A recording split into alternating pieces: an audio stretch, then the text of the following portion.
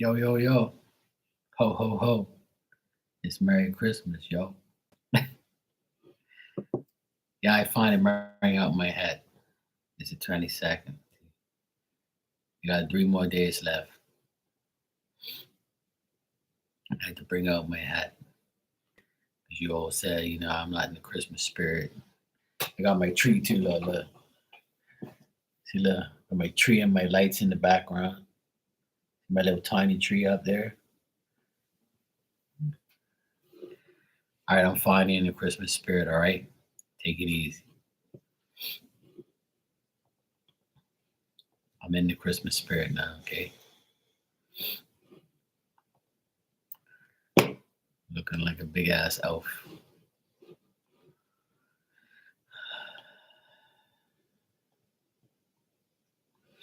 Just for you.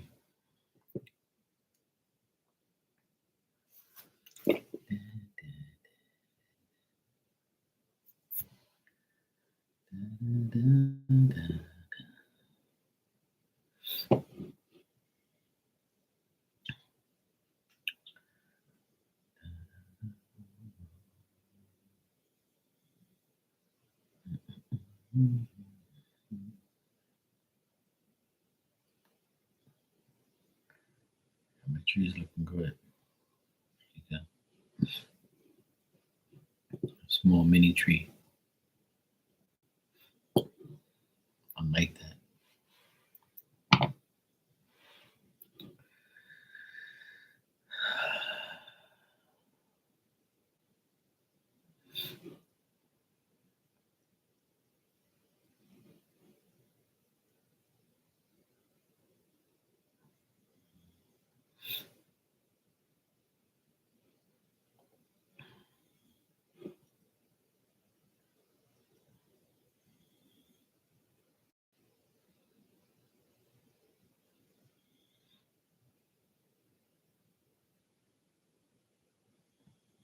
Yeah.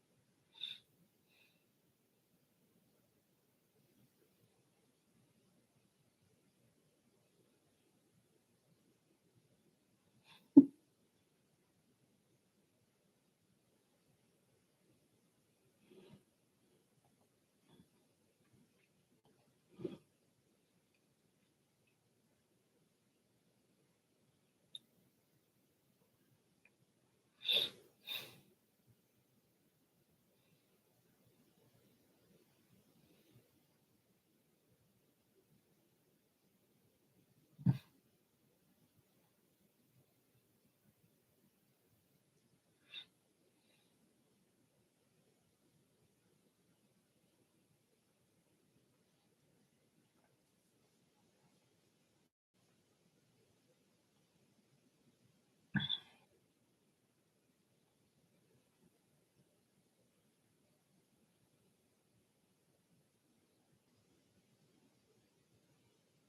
hilarious.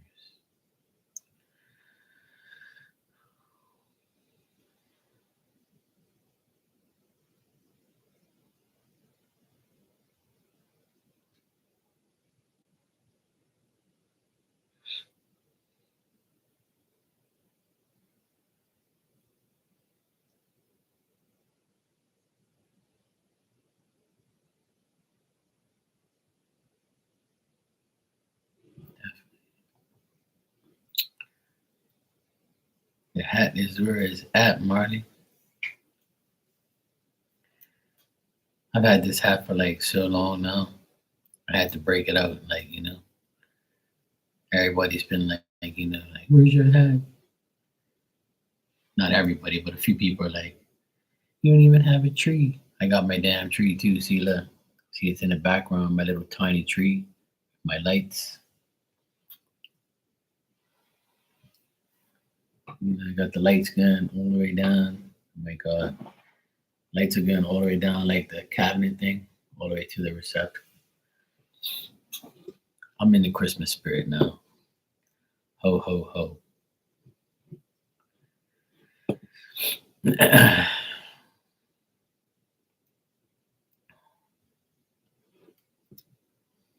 Yeah, now I'm ready for Christmas.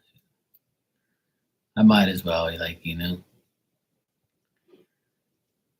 I might as well start today. It's Sunday.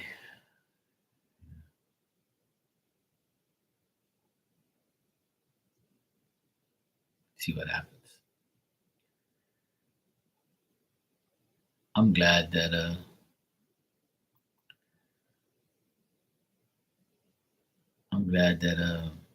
it's coming fast, right around the corner, and it's all over and done with afterwards.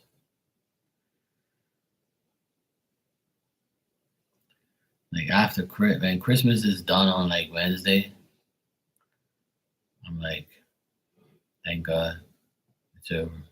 Bye.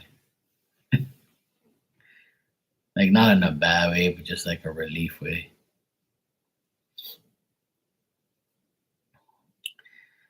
Hey, that's good, Marty. You got a week off. You deserve it.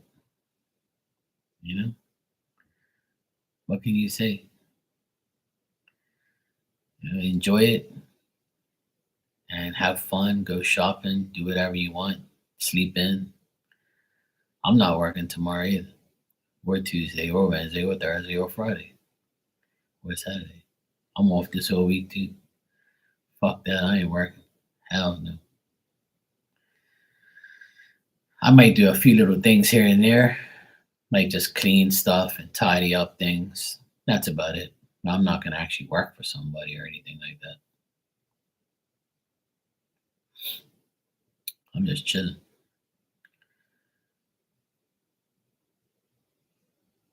I won't be doing shit. Hell no. I need to relax this whole week and gather myself and get my back to normal. I had a good night rest yesterday. As soon as I got off live with you, I went straight to sleep. And I said, fuck this, I'm not going online. I need to go to sleep. So I went straight to sleep. And here I'm on early.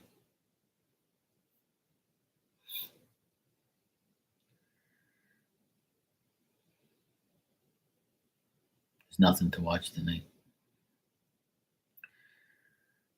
Yeah, the past few nights on here hasn't been that, you know, busy, hasn't been many people, just a few people here and there. Everybody's busy and everybody's doing their thing, getting ready for Christmas. Some people are probably like, because it Christmas when Christmas is like midweek, like Wednesday this year, it's Christmas. So it sucks. I don't like when it's like that. It's annoying. Christmas should always be on a Sunday, no matter what.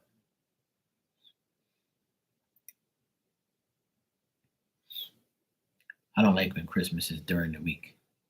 It's like annoying. Like, see how you have like Easter Sunday and they combine the day, it's Sunday and Thanksgiving is on like Thursday or whatever. Like that's the way it should be. Like Christmas should not be and Boxing Day should not be like and during the week. That's dumb.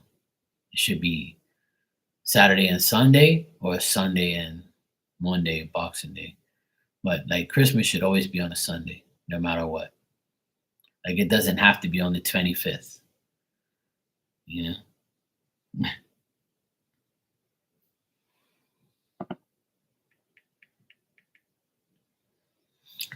I'm just glad that this year I got everything done early. I was like very happy to get everything done. But see, they don't like to mess with the dates too much with people and things like that. But you could change that stuff. People change things all the time. So this year, Christmas should have been on the, you know, 27th, 28th, or 29th, or whatever. Should have been like on the weekend, like Friday, Saturday, or Sunday. On the damn Wednesday. Because people still have to work. Like tomorrow, tomorrow and Tuesday, my sister and my nephews are working right up until Christmas.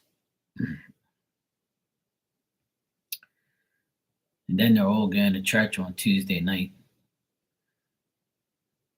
And I'm like, oh, heck no. No, no. So I don't do all that stuff. I'll stay here and pray. I'm good. But yeah, I don't mind being, I'm going to be online anyway. Even like Christmas night, around this time, I'll probably come on and say hello to everybody and shit. I usually do.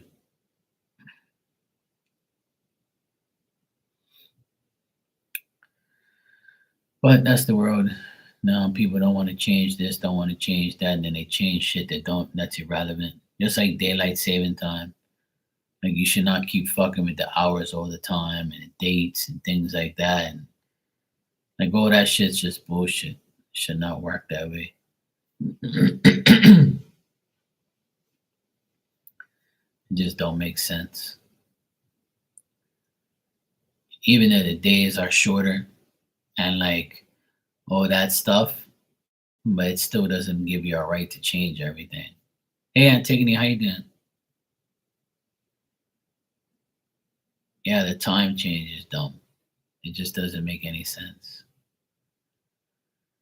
There's a lot of things that don't make sense in this world, but hey, there's nothing we can do about it.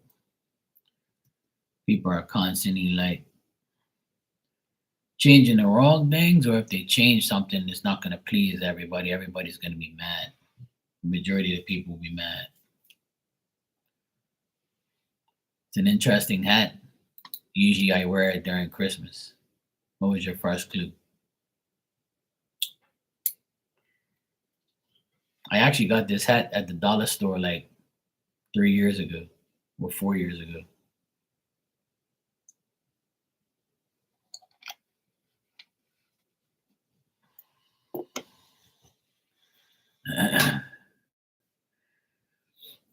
I usually wear it like the last couple of days so I can change the thing on the top to the next day. It's definitely not expensive. It was like $7.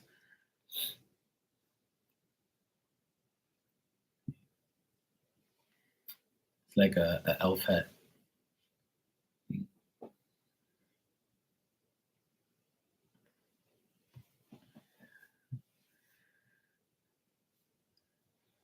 It's the hats I wear every day is more expensive than this thing. That's for sure. Yeah, I've had it for a while. Yeah, I'm an elf. Yeah, I don't want to be Santa Claus. That's too expensive. I'd rather be the helper. I just help get you gifts. I'll help pass them along or make them. Santa Claus has too much responsibilities and he's got like nasty people sitting on his lap.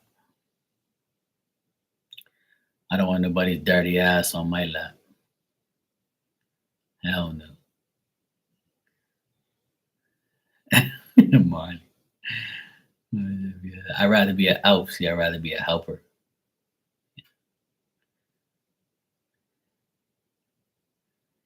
Did I give Marley her present yet? No, it's not Christmas yet.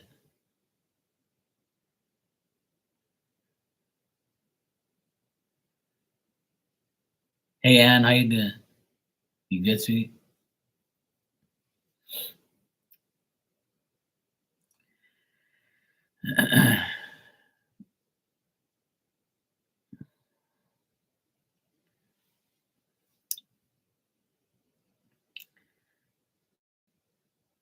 My Christmas present to a lot of people will be the same thing I got them last time.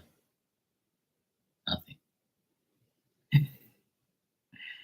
You took a long lap. That's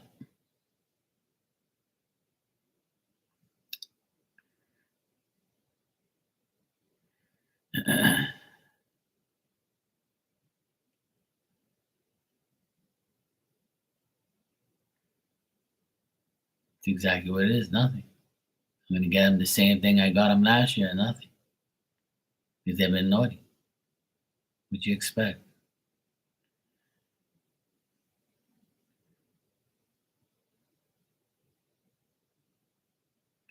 Not your fault.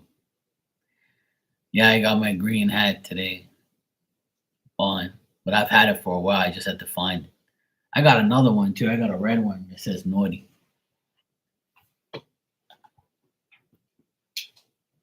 I wore this one last year. It says naughty.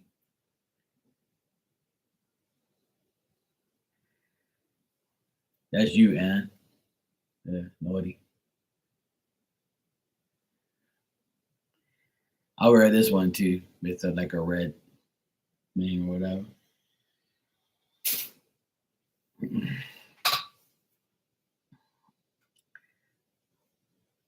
Yeah, that's Ann's hat. Naughty.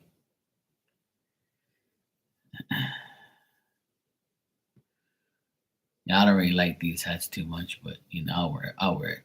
I'll stand. And I got my tree. Look at my tree in the background. My tree and my lights. See a little tiny tree. It's got the lights on it. I'm in the Christmas spirit tonight. Yeah, Anne's naughty. She took a big ass nap. When are you gonna fucking sleep? Yeah, of course I know. Anne's naughty. She even admits she's naughty. And she ain't gonna get nothing.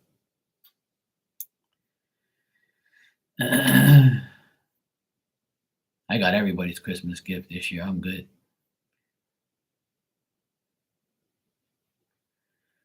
I got everybody out of the way, and I ain't gotta worry about none. I'm good to go.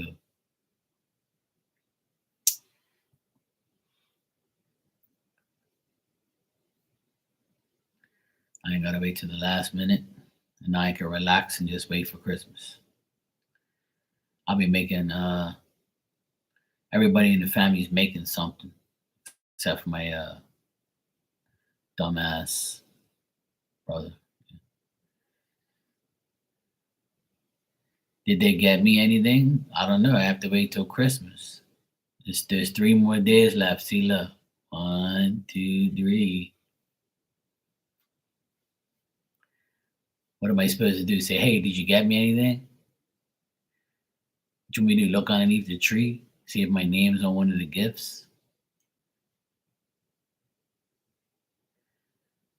I literally just put it up yesterday. You can't put nothing underneath it. There's no room.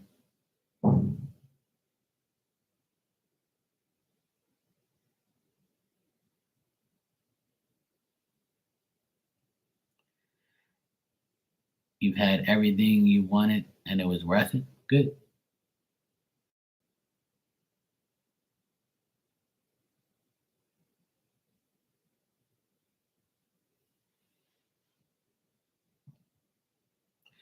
I just heard a loud bang. next door. I'm gonna kick somebody's ass if they're banging the fucking doors.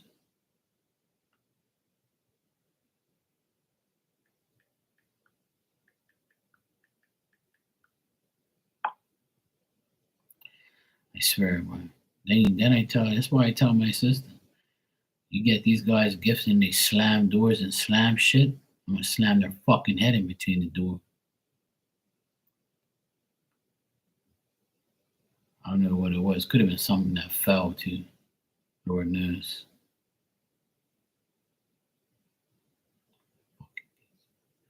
I don't know what people get in slamming shit. I never understand that.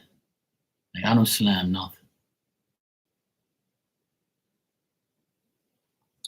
I'm gonna get a response now. I said, what the fuck was that?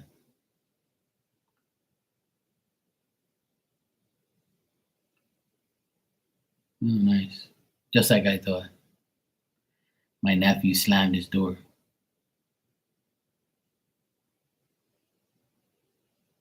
Yeah, he gets it from his daddy. There you go.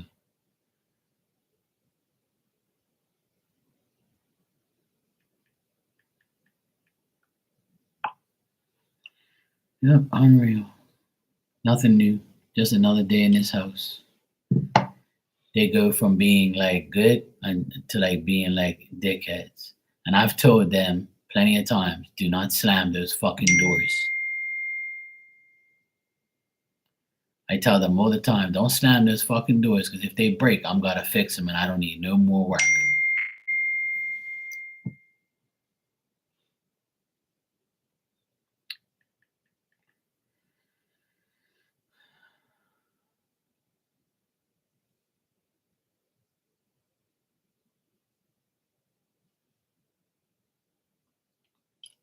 It's called a phone.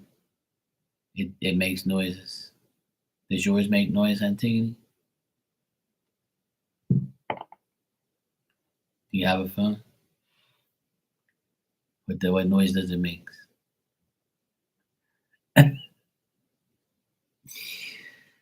Oh, good Lord Jesus, help me. No, she's not jealous. She just, you know how she is. Look, she says, I have two phones and nobody calls you. Yeah,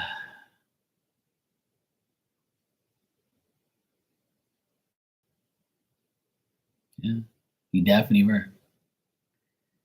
You definitely were a spy. You still are. You hang out in the back plenty of times.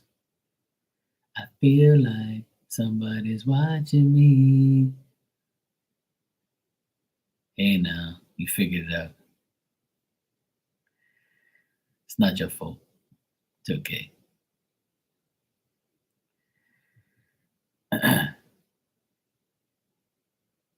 So nice and cool here today. It's like 58 degrees, 60 degrees, 58 tonight. So nice and cool.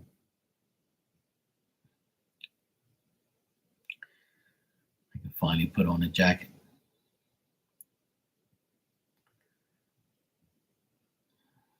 It's not your fault.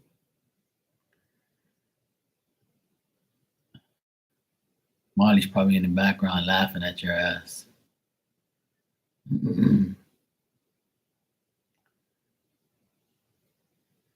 It's freezing over there. Poor thing.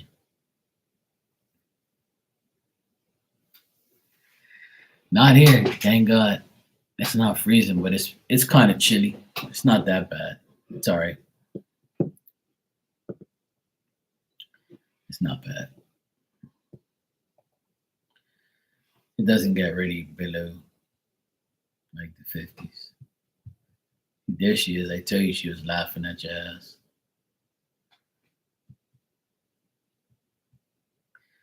What did you eat, Marley? What did you eat for dinner? Somebody come get her. She got my dinner.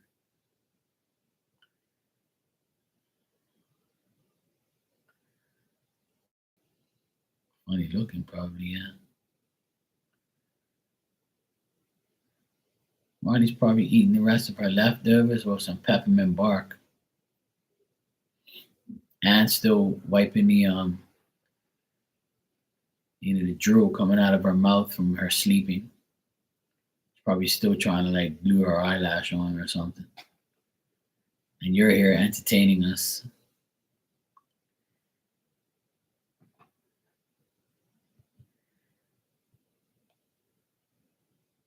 Damn, you ate seafood again? Must be nice. Man, I ate fish yesterday. Today I for lunch I ate cassava pie. My mom made it. She gave it to me today when I went there for lunch. So I said, yeah, I'll cut it up and make some and fry it up in the pan. It put you to sleep. Yeah, it'll do that. That's for sure.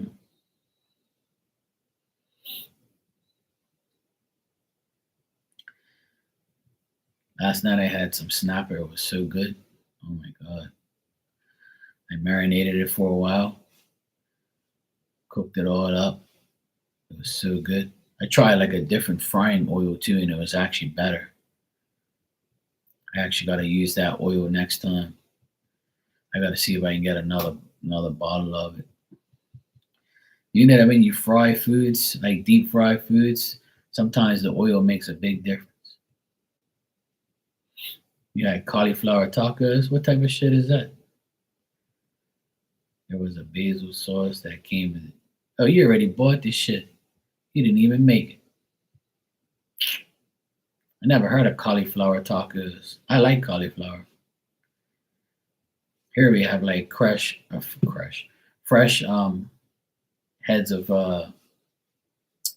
cauliflower here. It's really nice. I love when they have that. I boil them up and then put them in the oven for a bit. At a vegetarian restaurant. Anybody who's a vegetarian is something fucking wrong with them. Eating fucking vegetables all day. Yeah, you're a vegetarian dum dum. That's what you are. Yeah, a vegetarian dum dum that don't eat meat. And I'm gonna call you vegetarian dodo.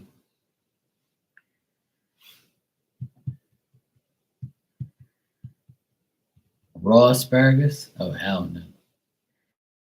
I like putting my asparagus in the oven with some olive oil. Damn vegetarians. Must be crazy. Don't kill that chicken, it has feelings. Yeah. So does that fucking grape you picked off the tree. So does that cauliflower that you eat. Dumbass.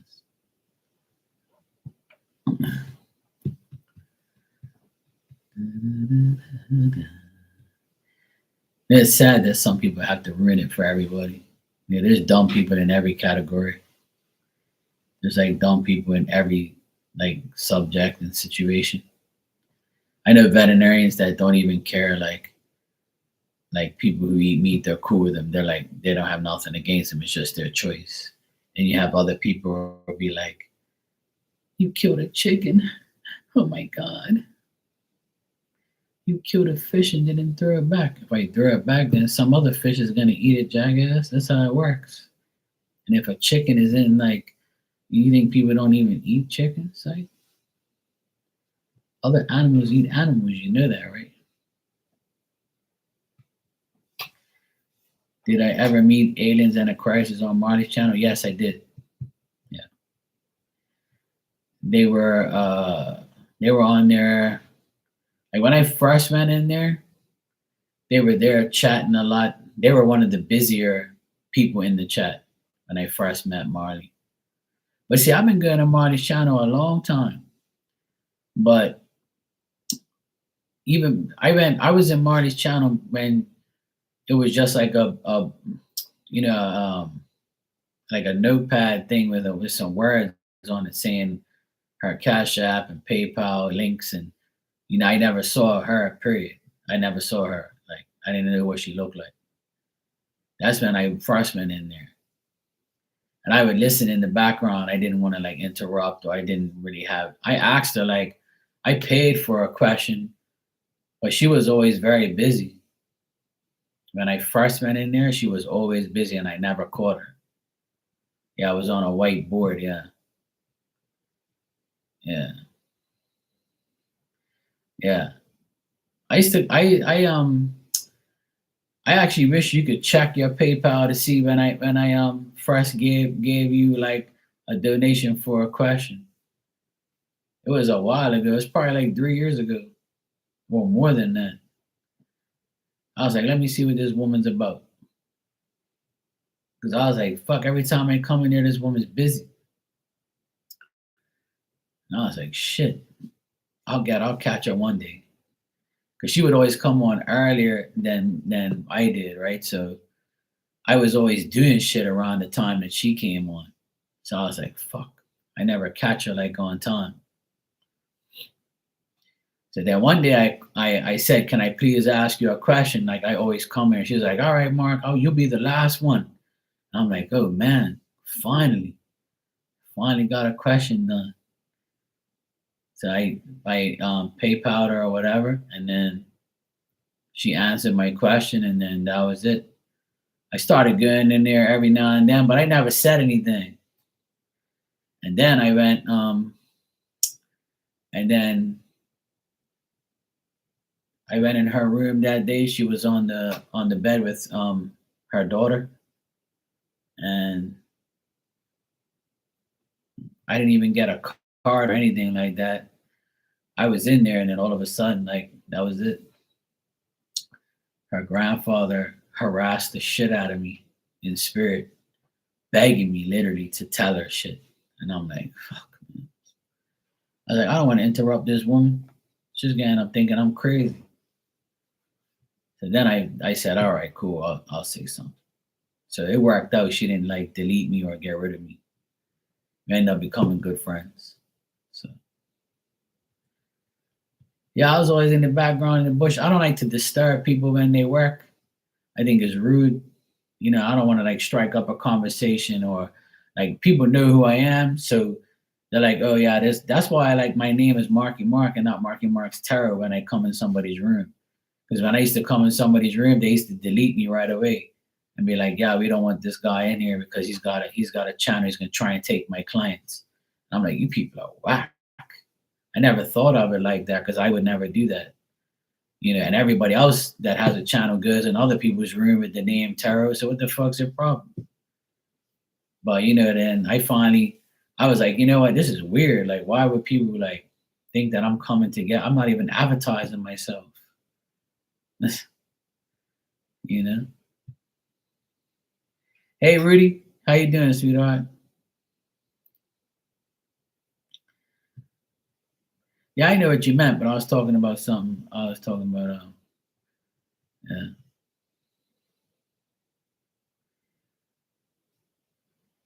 Steve. Yeah. We all have stalkers. We all have people that like aggravate us, or go above and beyond and do too much. That's why I don't have moderators all like in here like that. Cause I don't need all that shit. I'll delete people my fucking self, you know. But today I had to like when you went missing and and probably went sleeping, I took over the chat and helped Marley, because people were getting out of control in there. So I had to put them in their place. And after I started telling them that I'll fucking zap their ass, they got back to normal. They stopped aggravating us.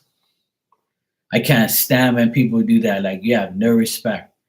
Like the person just says, I donated for a question. So you concentrate on that person. You got all these people in the background talking about, oh, that guy Muhammad or whatever he was. Please, man, please answer me, answer me, answer me. I'm like, you want to get answered? Fucking pay up, you jackass. The fuck you carrying on for? Like you're a weirdo. And then I timed him out because I didn't want to like get rid of him, because like sometimes I'll only get rid of you if you're like swearing or you're like saying dumb shit or offending somebody. But I can see he was desperate. And when he came back, he apologized.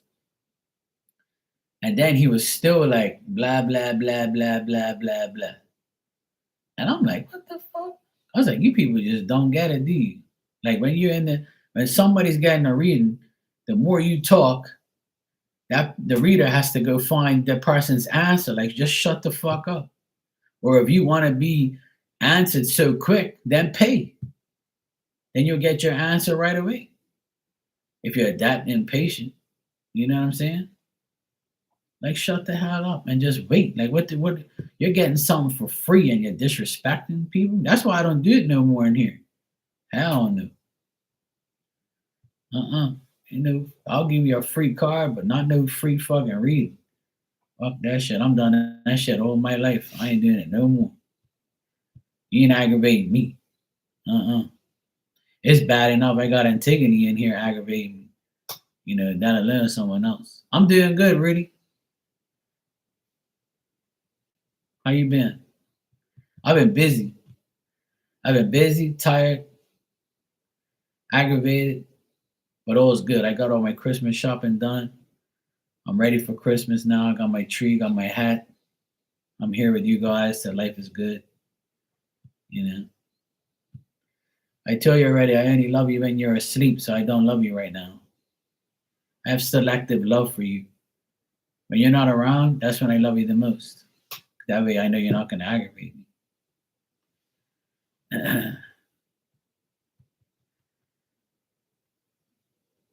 Yeah, for real. I agree, Ann. You know.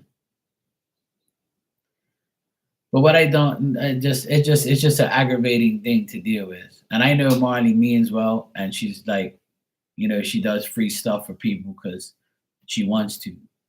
Sometimes when it gets too hectic, like it did there for a minute, because when I first came in, it was fine. And then people started acting up. So I had to put them in their place.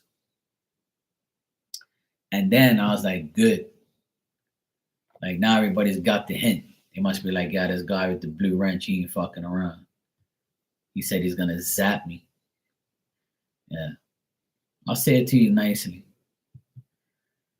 And I was like, please refrain from like asking your questions until the donations are done. And everybody was like, okay, cool. And somebody just came out of the blue and then asked. And I was like, yeah, let me just say that again. Or maybe you can scroll up and look. You know. And it's sad because some people know the rules and they still do it. Like Antigone.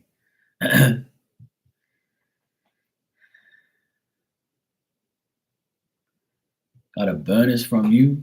What bonus? You in the room aggravating us?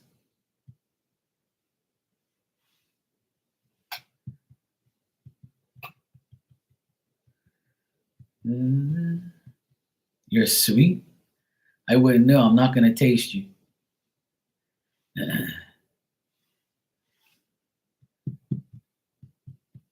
I doubt you're sweet. I know one thing, you're annoying. Your name should be annoying, not Antigone. It should be annoying 3,000 times. Sweet as pie. I've never ate a pie that was sweet in my life.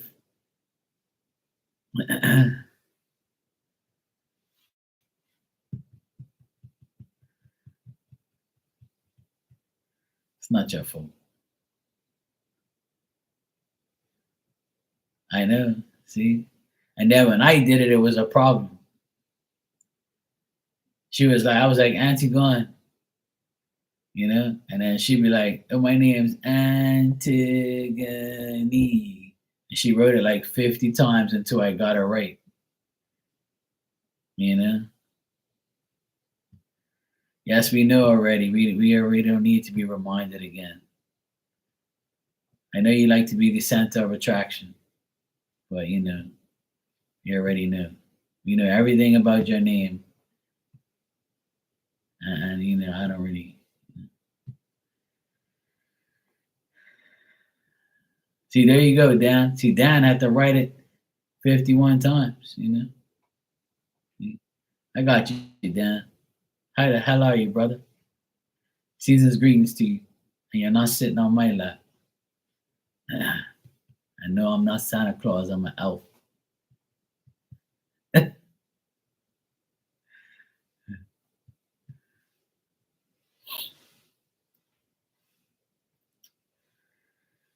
Oh boy.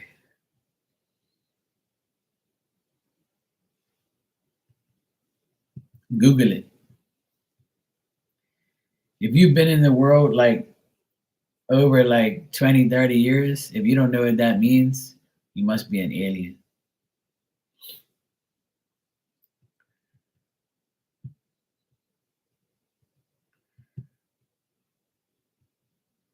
She says, "What's brother from another mother?" Then she says, "What's up, brother from another mother?"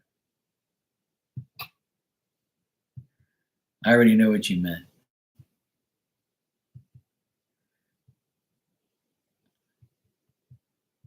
I like to make you look, anti-smart.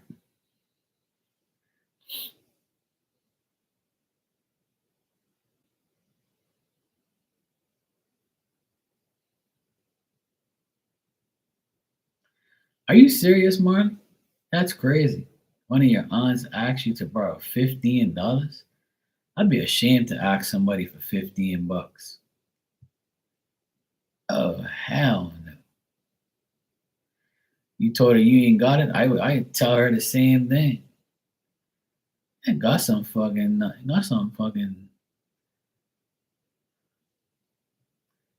nerve. I don't give people shit no more. At least not money. I've done that too many times and got fucked over. There's a guy outside the grocery store. He's very cool with me and he's helped me a few times and he's never asked me for anything. And one day he asked me for a drink when it was hot as shit during the summer. I gave him one. And then he asked me like about maybe a month ago for $2 and I gave him four because he's cool and I know him. Like he's kind of like he's a poor guy, but he's cool. I don't mind giving it to him. Get $100. I would never have the balls to ask people for that type of money. I don't do that shit. Yeah.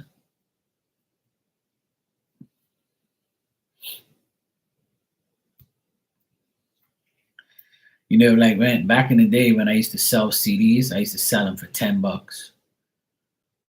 And a guy would buy the CD, one of the guys would buy the CD, and then he would go and record it and give it to the other guy. And they would like split it. So that way they won't each buy a CD. Because you can duplicate the CD. That's how cheap they were. One guy will buy it, he'll go home and record it or put it on his computer or something, and then the other guy will take it and they'll both spend like the $5 each and get one and make two. That's how dumb people were.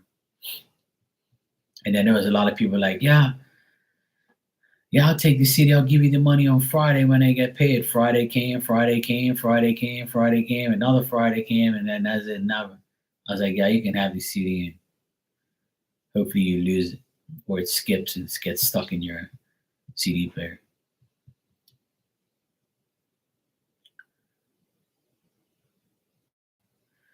Oh no, that's sad, Rudy. I'm sorry to hear that. That sucks. My mom always says that people always die before Christmas. Like it's like a thing. I know people die every day, but she says always somebody dies before, like right before Christmas. People that die. Like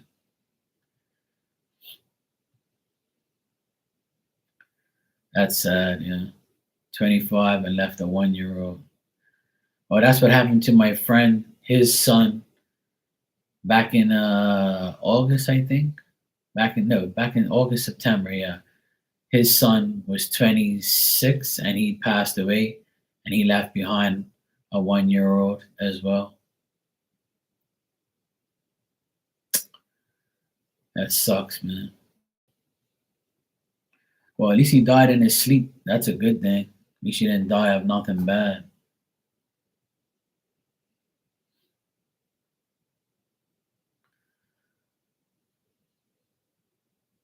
That sucks, man.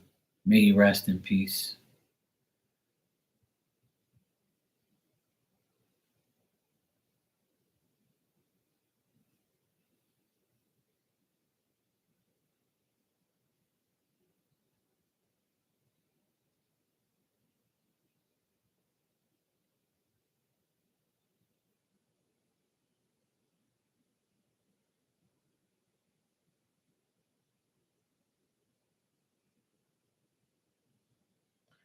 His wife was sleeping next to him and didn't even know he was dead. That's crazy.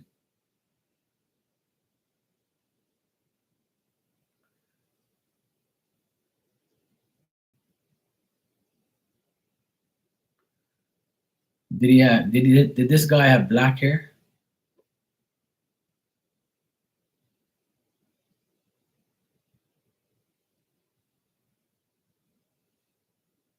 He was very depressed. That sucks.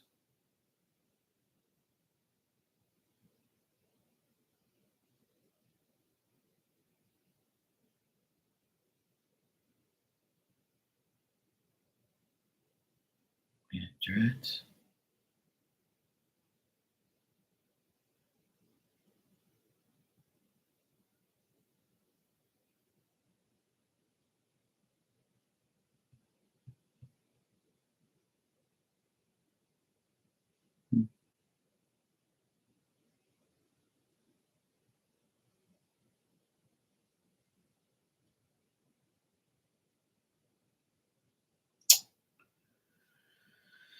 That's sad.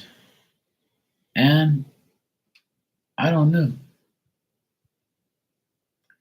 They won't know there. Once they go to sleep, that's it. When they die in their sleep, they die. They leave their body, and that's it. That's a wrap.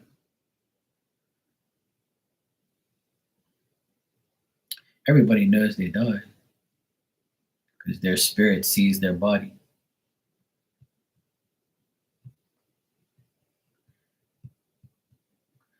Depression is a bad thing, but unfortunately, people don't know how to handle depression. Depression should never be a thing. Your mind should always override anything. It's all in your mind. And some people say, well, you don't know what life is, or you don't know this, you don't know that. I know people who have gone through the roughest things in their life and worst thing ever, but their minds overcome everything. See, but not everybody has that ability, to like overcome the worst things in the world.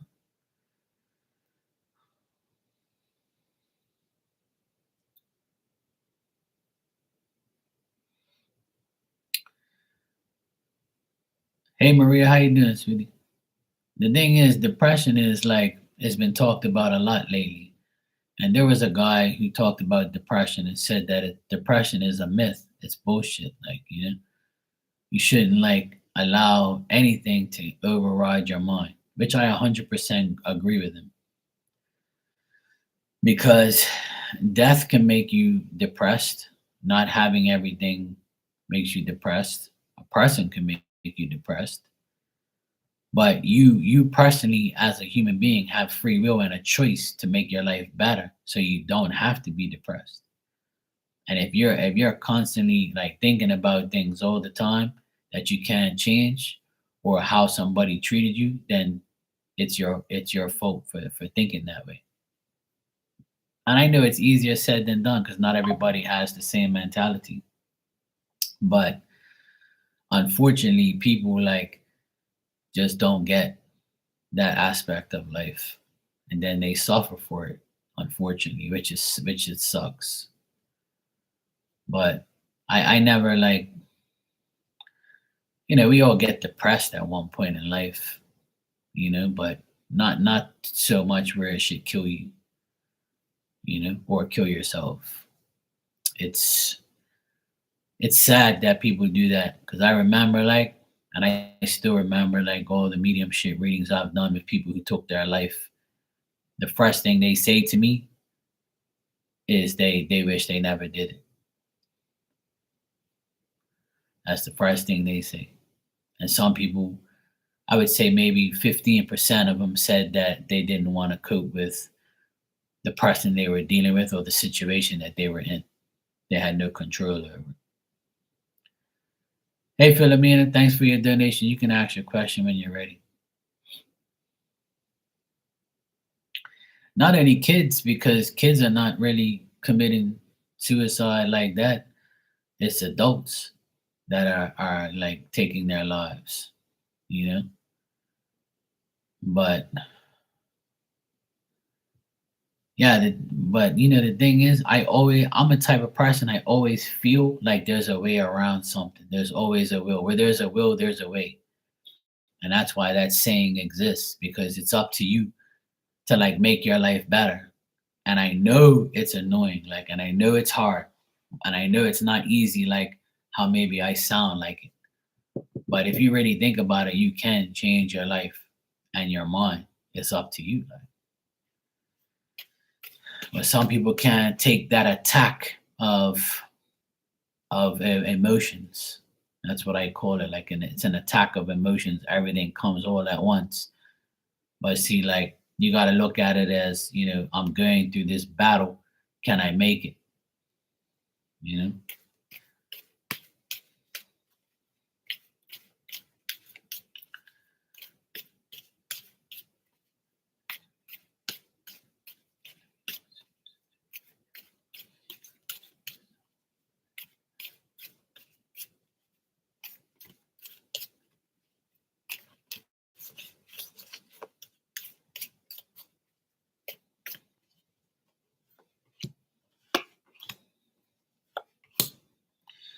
I don't get anyone here, Philomena. I don't get Antonio talking to anybody else. I just see him working.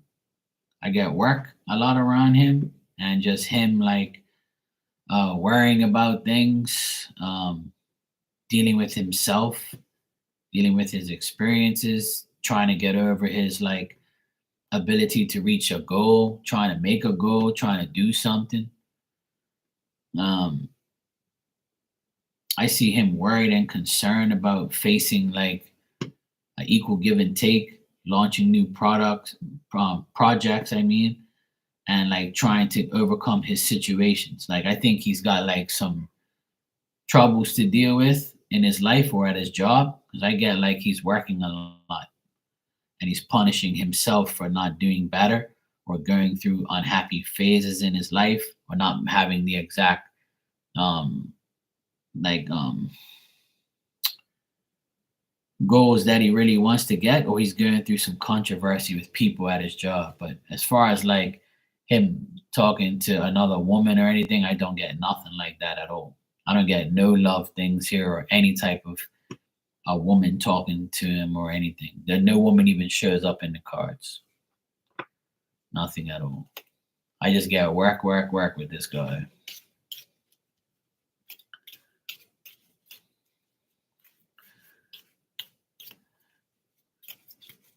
Thanks for the super chat, Rudy. That little thing right there says race quit. That looks like a game console alive. Looks like a little Game Boy thing. Or one of those like games.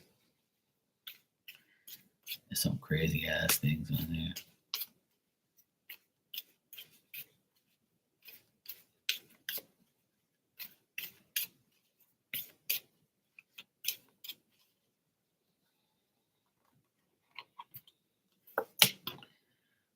Nah, I don't see anybody here for Lamina. I don't see him talking to any other women. No. I see him talking to another man about work. I see him dealing with like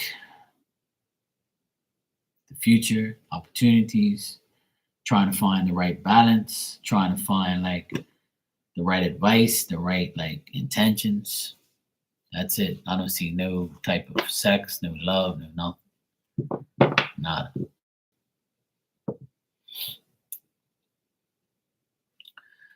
Rudy, you can ask your questions when you're ready.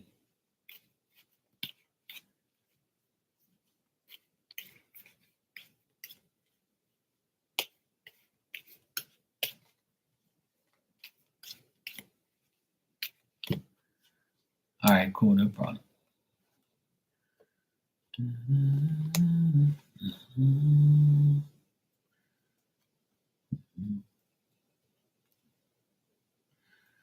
You know that guy that you were talking about, Rudy, the 25-year-old guy.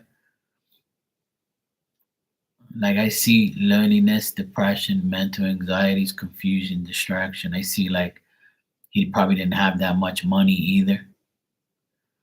I see like I see like this person was kind deep down inside, but they were very vulnerable and they weren't really like like feel like they were frail, like like not like they were trying to recover what they've lost, you know?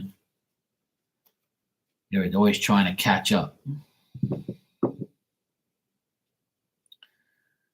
When you first said it, I saw a guy with dark hair, but I couldn't see like anything else. Yeah, I don't see like a strong person. I see a person that was frail, weak. That's sad, man. Well, at least he can be like the guardian angel of his child in spirit. That's how you gotta look at it. You gotta look at things like in a positive way, like like. But that's the thing. We're not like a lot of people say they wish they could save everybody, but you can't save everybody. Like you're not even God and Jesus can save you because they already gave you free will. So so it's up to you to like better your life. You know what I'm saying? Around that age, like 25, 20 something, a lot of people go through a lot of problems. Like they can't handle life. A lot of people at that age, they don't know what the fuck to do. They're like, what am I doing? Why is life so hard? Or why is this? Why is that? Why is things the way it is? So unfortunately, you know, there's only so much you can do. Like, but that's why like I don't really agree with taking your life or like even like I know he didn't, but like it's just sad how people that young can die. But people age has death has no limit on age. You can die whenever you want.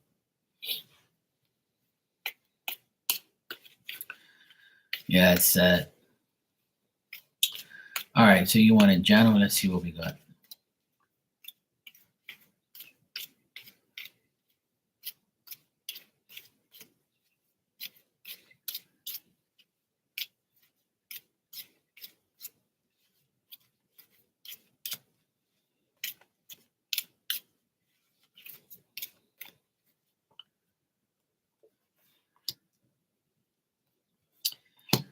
All right, Rudy.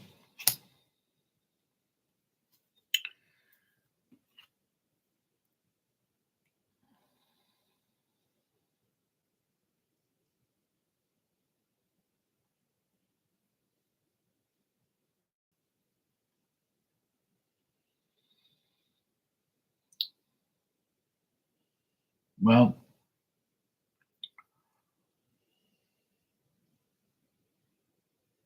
the thing with that, Anne, is some people start early in life, and then when you can't cope or it's too much, or you feel like you did everything too quick, could be numerous things. I'm just stating some things. If you think you wasn't a good mom or a good wife, if you think that about yourself, then you're already downgraded your whole perspective of yourself. So if you're doing that, that's not a good thing. You see what I'm saying? And it doesn't matter how much you do for somebody.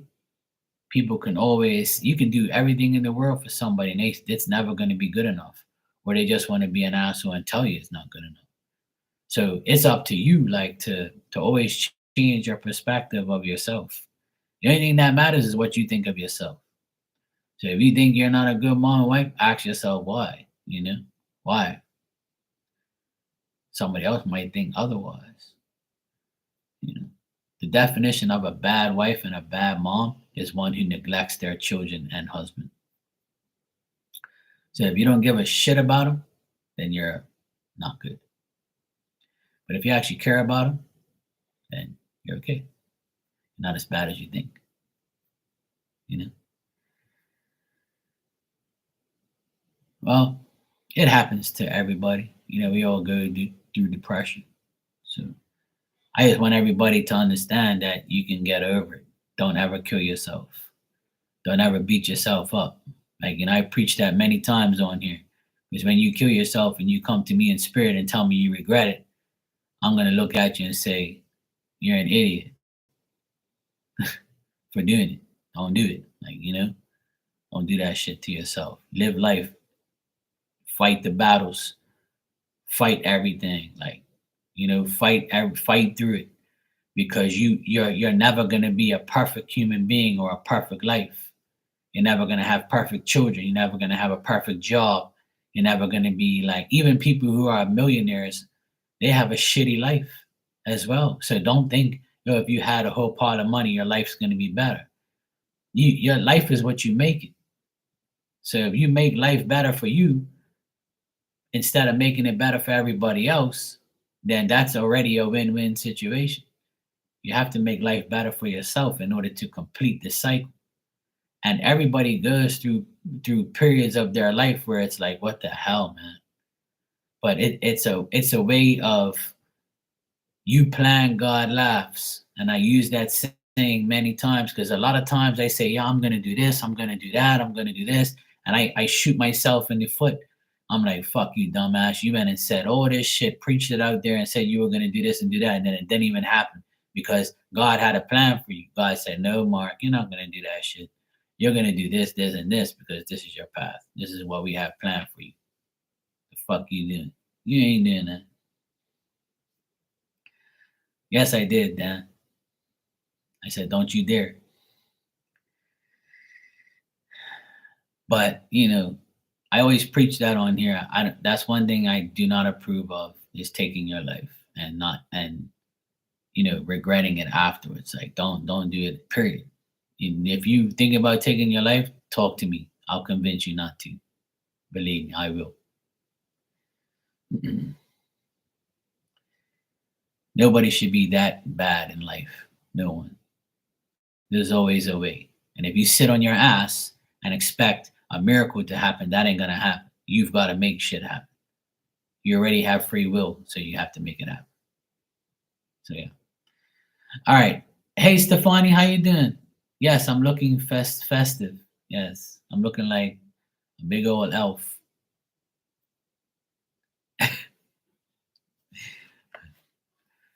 I got your donation, by the way, Stefani. You can ask your question after I finish with Rudy. All right. Okay. So in general, what I have here is the wheels turning. Sometimes for the better, sometimes for the worse. Yeah, it has a mini calendar on it. Yeah. I got it at the dollar store, No, yeah, I forgot, and I didn't forget your name. I had to remember who I was on because I'm talking about a hope. I have to make sure you're important. See, you're important to me. See, I have to make sure I deal with you. There's only one Rudy. I didn't forget your name. Don't treat me like that. All right. Okay, Rudy. I'm focused on you now, okay? Okay. So the wheel's turning for better or for worse sometimes. We all know that. But your destiny and your faith and your fortune relies in your hands, like I just finished saying. And the cards are also saying you can't be short-sighted. You can't have a lack of understanding. You can't be selfish. You have to accept the fact that spirit is helping you. Don't be shallow and think that, oh yeah, nobody's helping me. No one cares about Rudy, blah, blah, blah. like you just told me, I forgot your name. So spirit doesn't want you to feel shallow, doesn't want you to feel like they're not helping you, because they really are, right? Um, the holidays are going to be good for you. Like this week, Christmas, I feel like you're going to put as much effort as you can to get what you want and attain the goals you need. And you're going to have food, you're going to have a feast, you're going to have joy, pleasure during these holiday times. Um, I got the holiday card here, and you having a good time. Just keep putting in the effort is what they want you to do. And I know I probably sound like a broken elf record, but I can express this more and more every time. The more effort you put in, the more effort they'll put in, and the more things will be successful, right? Stop punishing yourself. Stop feeling like you're the problem. Stop feeling like you're the failure. Stop feeling like you have lack of success. Stop like punishing yourself over and over for the experiences that you've been through. And if unexpected things happen, it happens for a reason. Don't let it make you unhappy. Don't let it make you like feel like there's a controversy always on you or about you. If you don't expect it, then have confident expectations that things will get better. Because I got the devil card at the end, and that tells me that you're punishing yourself mentally over what's going on in your life. And they don't want you to look at yourself as the downfall or releasing yourself from this like bondage of bad energy that you're in. So try not to allow yourself to be in that state of mind ever. So don't do that to yourself. That's what they want you. They're telling me that you're approaching the end of a problem, but then something else that unexpectedly might occur. So as these battles and obstacles come towards you, you just have to deal with them one by one. It's that simple. But it's up to you to like not punish yourself for the things that already happened. Like the past, if you're punishing yourself mentally for the past and like things like that, then you got to get rid of that mentality and just say, hey, look, it's a clean slate. I'm going into a new year. I'm trying to make things better, do things better for myself. You got to uplift yourself and feel like you can do it, instead of saying like, hey, look, I fucked up. I'm a this, I'm a that, or, blah, blah, blah. Like try not to let it affect you so much.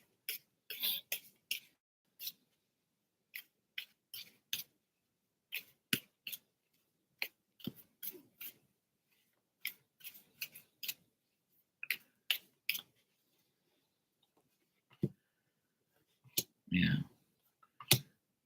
Yeah. See, you can't, they're saying that you might be disappointed all the time. You might be crying.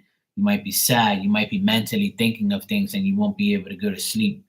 Or when you try to go to sleep, you're constantly thinking about things all the time. Like you wish you can get back at somebody or get back at something, or you wish that, somebody will vanish off the face of the earth for what they did to you or some shit like that. Like the sleepless nights, the mental anguish, like all these things that all the people or the situations that have ruined your life, like the disappointment and the trouble, and you might, be really like grieving and being sorry for yourself. All that shit ain't gonna get you nowhere. You know what I'm saying? Like I keep getting the more of the same energy. Like you just like being down and out and not knowing what to do next.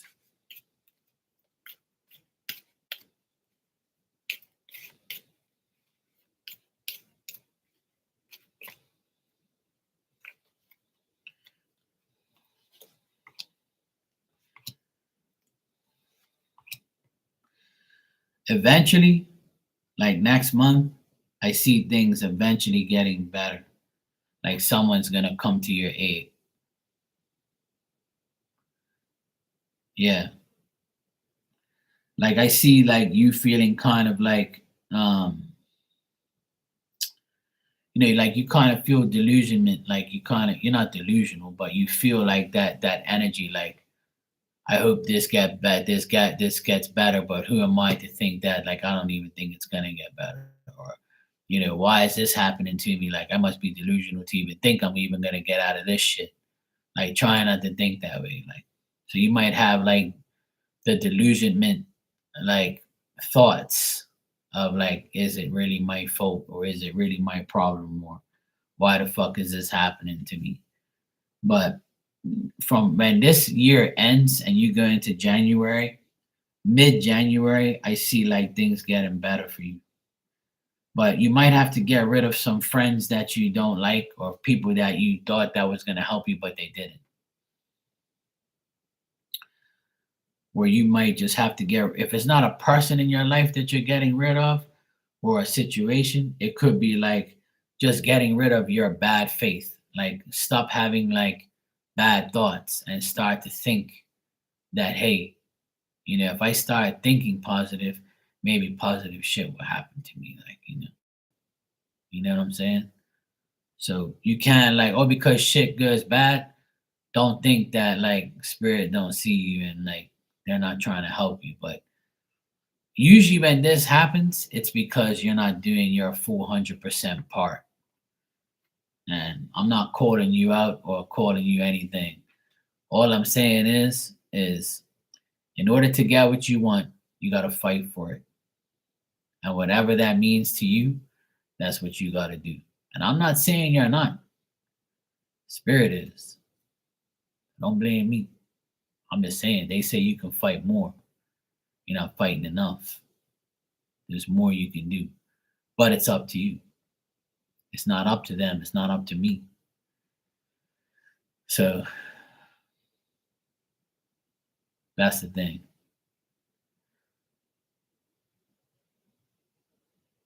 And these people around you that you have around you, or this guy that passed away, and all these things, like, no, I didn't freeze. No, not that I know of. Not on this side. Yeah. Well, praying is one thing and doing is another. So you can pray every day. I do. I pray every day before I go to sleep. And the reason I pray every night before I go to sleep, because I made it through the day. And I want to wake up the next day and try harder or try better or do something more, or like, find another way to make my life better. So it's really up to you at the end of the day, to make everything work. Praying is one thing, but actually, taking action is another. So I know sometimes we take action and it never happens, or we feel like it's never going to happen. But I feel like a lot of times when we put in a lot of effort, sometimes it just takes a while for us to get what we want. And it's fucked up, but it's just the way life is. Sometimes everything's going to happen when it has to happen, not when we want it to happen, So it's really up to you at the end of the day to keep pushing and keep making and keep fighting to make it happen. And I get that a lot with you.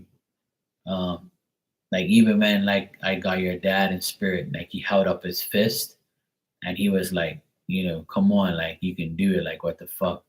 Like, he was giving me that, come on, like that fist, like, come on, girl. You can do it. Like, why you fucking stalling? Or why you ain't doing what you should be doing? And I'm not saying that you aren't, but like, we have to fight to the end and not give up, because giving up is not the way we should be doing things. And I'm glad you haven't given up. And I don't want anybody to give up. And I never encourage anybody to anyway. Hell no. And there's been times where I've dealt with my friends that wanted to like take their lives, or thought that the world was going to come to them, and I convinced them not to.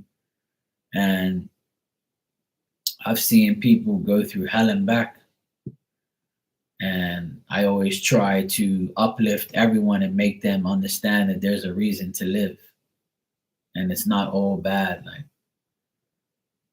this month I dealt with a young man who I think he's 18 now.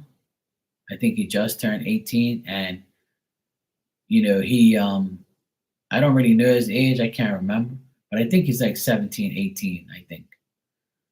Um, and his father abandoned him, and he hasn't really had anything because his mom can't afford to really give him a lot. And I ended up giving him a lot of stuff, and he said he couldn't believe it, and he went home so happy and did like a show and tell to his mom. Look, he calls me Uncle Mark. He don't know me from nothing, but I gave him all this stuff. I said, here you go. Look, take all this shit. You can have it. This is your start. When I was your age, nobody helped me. You know, but I'll help you because you ain't got no dad. You ain't got no male figure. You ain't got your stepdad, but I'll be your fucking step uncle. I'll be your uncle, not your step uncle, but I'll be your uncle. You want to call me Uncle Mark? Sure. I'll give you shit. Don't worry. I got you. As a father who abandons his children is a piece of shit. A mother who abandons their children is a piece of shit. So if you don't do that, then you're not a piece of shit. And to see the look on that kid's face made me happy. That's it. Because I'm sure there's some days where he'd probably be like, what the fuck am I doing in this world? So I gave him some hope for a little while. And when I see him again, I'm going to give him more shit. I'm going to give him more stuff to make him happy. Because I don't want kids to suffer. I don't want people to suffer. I don't like that. I remember when I was young, nobody gave me shit. I had to work for everything. I don't like that. In this world right now, nobody should be suffering. No one should be suffering. No one. And that's one of the reasons why I give a lot of credit to a lot of women in this world, because a lot of men could never take care of children by themselves and provide for them. I know that for a fact, because there's a lot of weak ass men out there that wouldn't even know what to do with a child. But a mother is a natural nurturer, see, so that's why it's the way it is. So,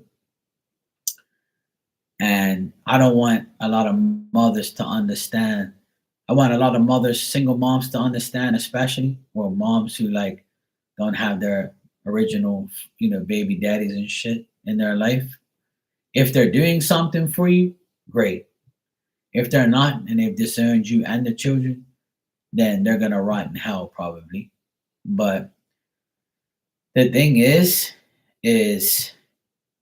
kids are innocent. They have, they have no say in life until they get to a certain age when they can defend themselves. So until that day, you should always take care of them, because they have a lot of people who don't give a fuck about children anymore. And it's sad, like very sad.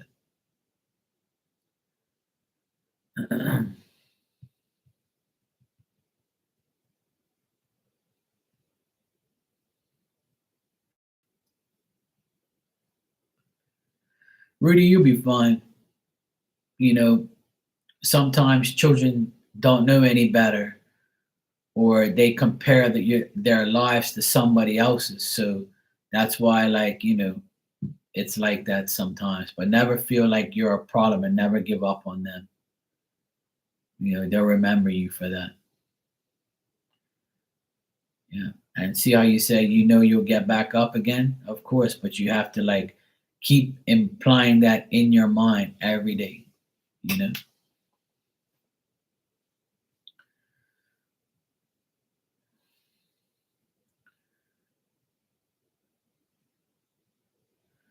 That's nice, Antigone. I'm glad you did that for her. I'm sure she appreciated it. The simplest things make people happy. That's how I am. The simplest things make me happy. Maria, you said that's why I'm disappointed in my sister because their kids didn't and don't deserve the suffering and pain.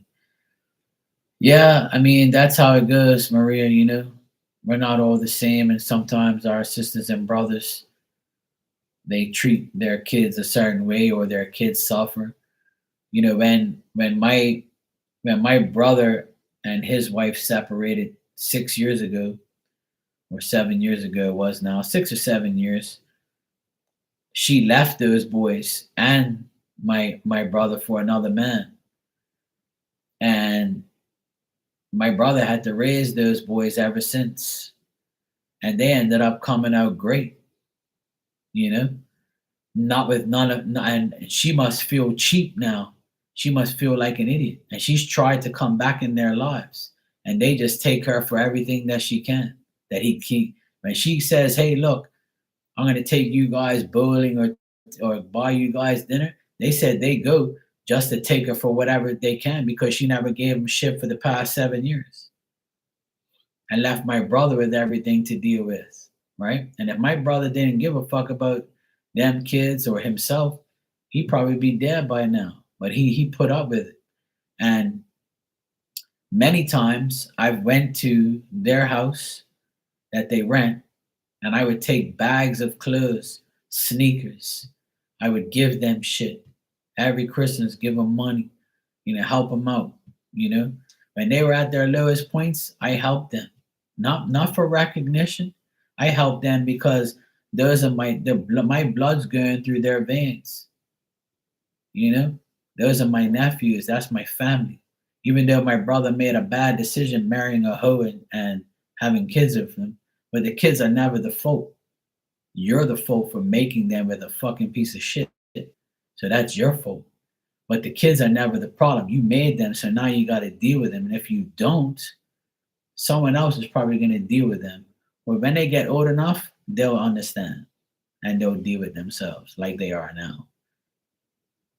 But those kids didn't have nothing. I used to give them clothes, give them all sorts of shit.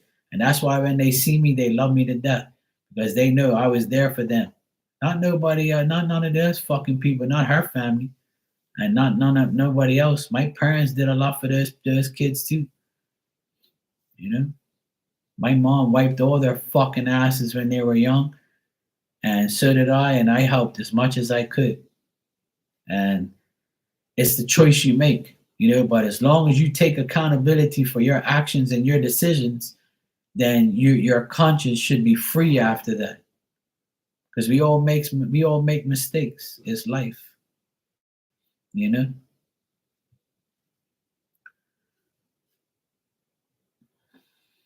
Yeah. Well, they tried to bribe the kids, but that apparently is what me and my sister have done to my nephews. Because my ex brother-in-law goes around telling people that me and my sister bribed those kids. I said they're not kids. They're 15 and 17. They don't know what we've never bribed them. They love us and they hate you. It's a difference. We don't need to bribe them. You destroyed them with your lies and your life. That's the difference. There's no bribery involved. They came to the people who love them, not to the people that hate them. You don't give a fuck about them. Because if you did, you would have never got a divorce. And you would have actually give a shit about your children. So I don't entertain him. He just talks to hear himself. And I'll knock his fucking teeth out if he ever says anything to me face to face. And I know he won't, so I ain't got to worry about it. But I'm sure that he might regret it one day, but it's going to be too late because those children, those boys don't care. Their lives have gotten better without him. So why would you resort going back to somebody that already failed you? It doesn't matter if they're your father, your mother, your sister, your brother, whoever. I tell people straight up on here, I don't give a fuck who you are. If you disrespect me or you make me hate you, I do not want you in my life. You can be my mom, my dad, my child. I don't give a fuck who you are. I'm going to disown you for the right reason because I'm not going to let you disrespect me and get away with it. You see what I'm saying? But if you're good to me, then I'll be good to you. I'll always love my children if I had any, even if they were pieces of shit. I would still love them deep down inside, but I'm not gonna do shit for them if they disrespect me. Hell no. Fuck you. You're gonna find out what life is like without me, and then you'll come back one day because you'll always need me before I need you, and that's my motto of my life. And because I live like that, my life is much better. But a lot of people don't have the balls to do it. But my balls are big. I can do it. Stefani, if you're still here, you can ask your question when you're ready.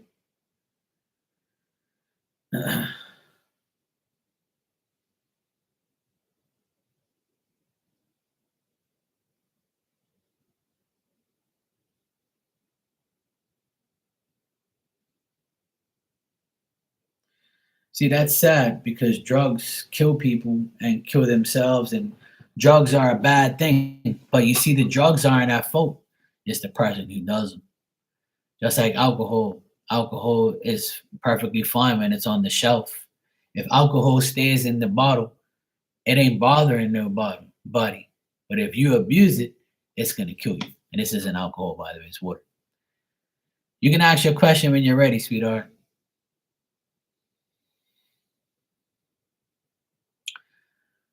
But you know what, Anne? That probably happened for a reason, you know? And if your niece is 9 already and she's doing great in her life without a bad thing, bad parent, then she probably is better off without her. But let me tell you something positive about that, Anne. Now that she's dead, and has been for a while, her spirit her spirit is living in guilt, trying to put her daughter in a better place because her daughter don't even know her. But in spirit, she can ask God to have mercy on her soul to help her daughter. And I believe that that's how it works, because I want to look at it in a positive way. You see what I'm saying? Yeah, I understand that, but that's only because she doesn't know any better, or she has to live with that situation. A lot of, like I said, a lot of people can't cope with it. But when she gets older, I will guarantee and I have faith that she will have a better mentality on the whole situation. And you know how people heal from things like that is to listen to everybody else's stories. Because there's a lot of people in here that have that had a fucked up life. And if they come on here and let you know about it, right? It might change your perspective about your shitty life, or it might tell you, hey, look, I'm not alone here. So and so had the same situation and we're here. So and so had it worse than me. Fuck, I'm here complaining about my life. Look, this person had it worse. That's why I don't complain, because my life is nothing compared to what people have gone through. The amount of people that I've read and the amount of people that I know personally in the last 5 years on here, I don't know how the fuck I still can go to sleep at night knowing what people have gone through. But I just say to myself, you know what? People have gone even worse than that, than what I've heard. And you know what? I know that that person would try their best to get, at least I wish that person gets a better life in the long run.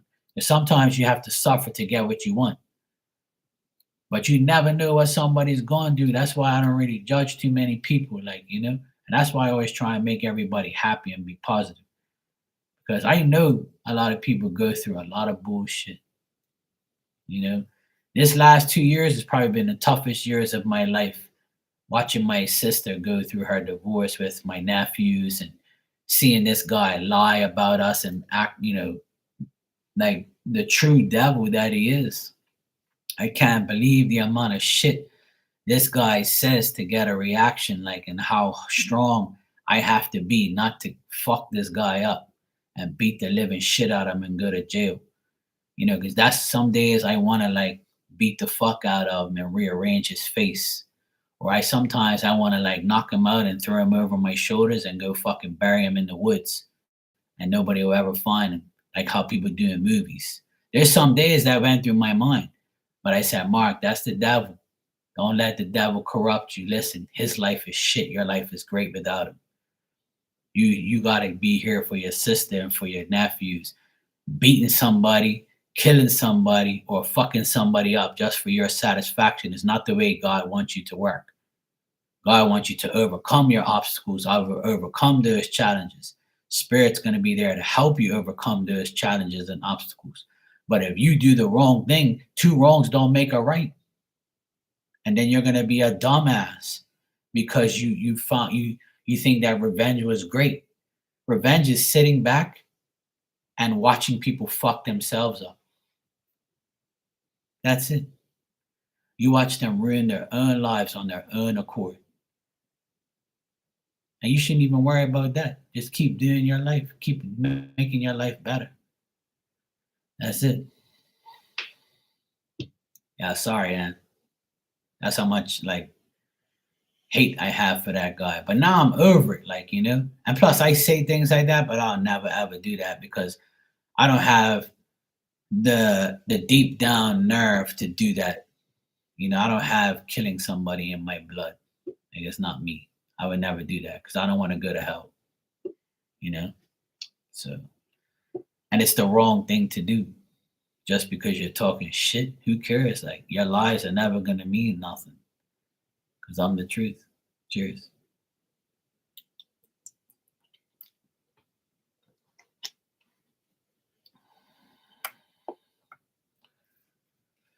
Absolutely, Stephanie. A lot of people go through a lot of heavy stuff, and it will always make you think.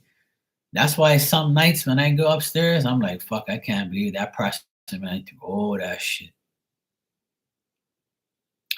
And you know what I like about a lot of people that come in here? They tell me about their lives and how fucked up their lives are because some people like, you know, want somebody to talk to that will understand. And I know a lot of people in here that I've known for years. I know what they've been through. I never exposed their you know their life, obviously, because it was between me and them. But I know a lot about a lot of people in here. But I still talk about what they've gone through indirectly with other people because I want them to understand that they're not the only ones. And I'll never like understand what they went through because I didn't go through it, but I know other people that have.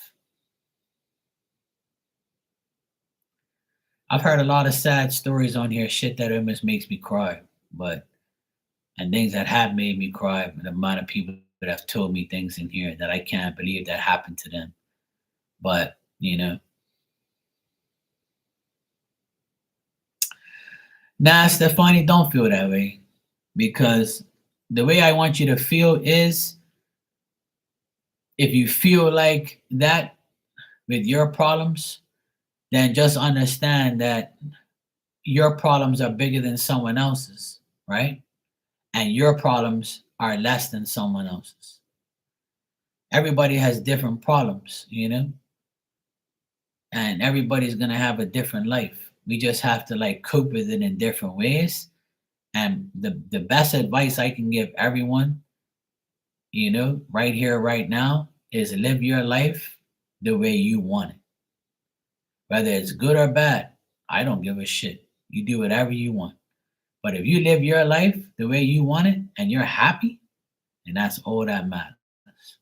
And never give a fuck about anybody else and what they think. And for those of you who have children, stick with your children, raise your children, be the best mother or father you possibly can, and don't ever take anybody else's criticism of you literally because they're saying it because they don't even know you. And that's the biggest problem with a lot of people is they get criticized by someone who don't even know you. People's judgment of others is really bad. They really don't know. And when I get judged and people think I'm something I'm not or say I'm something I'm not, I try not to get upset. I just laugh at them. I say, well, if that's what you want, That's what you think I am, and that's up to you. I can't change your mind, and I'm not going to because I don't give a fuck what you say or you think. Because if I did, I wouldn't go sleep nights. When I go sleep, I think of sexy bitches on the beach and try and dream of it, but it don't work. One day it will.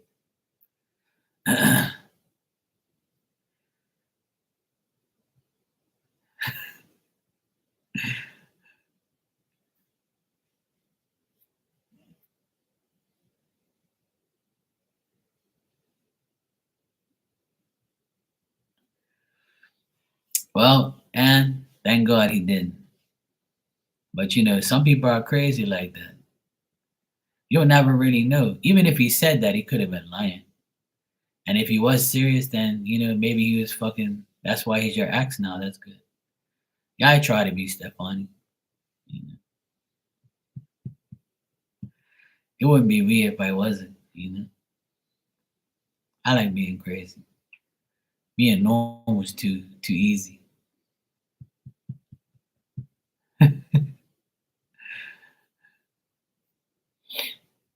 But it's all good. I just want everybody to be happy at the end of the day. I don't have no regrets. The only regret I have is meeting you, probably. Yeah, that's about it. This year. But I'm over it now. It's Christmas time. I'll keep you around. That's cool. Leave Marley alone. She's in her woofy blanket listening to me. She ain't worried about you.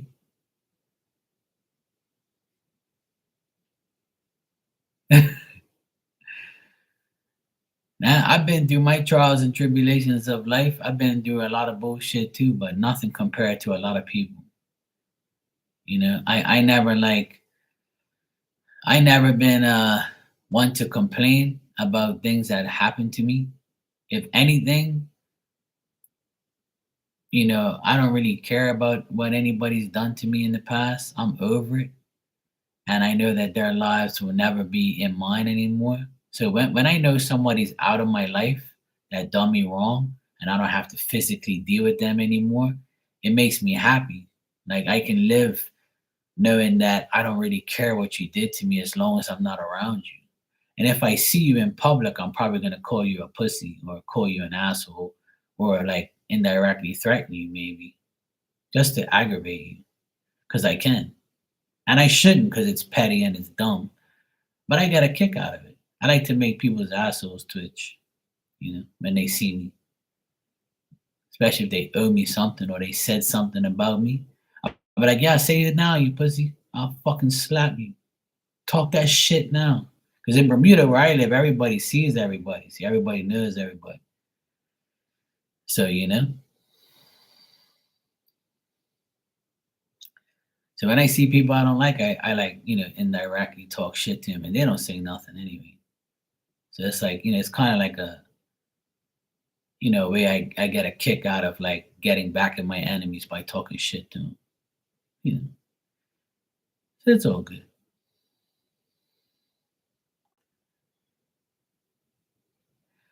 Oh, that's the dumbass person that put the tattoo on the body. They should have spell checked before they put it on there.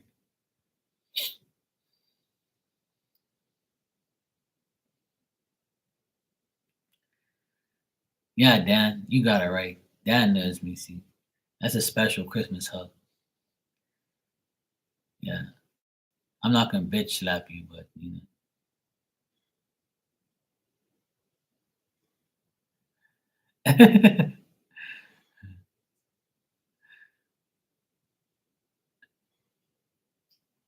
but yeah, we all go through shit.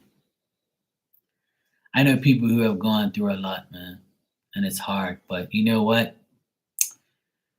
I'll say one more thing about that situation is like, and I know a lot of people don't like me saying it, but you're at fault for your own life. You're at fault for the things that went wrong in your life.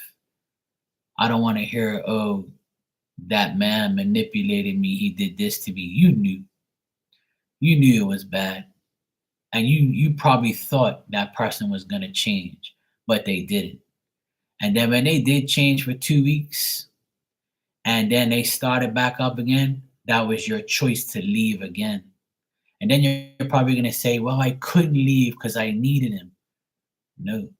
You see, once you leave a person that disrespects you, then you're already starting your new life.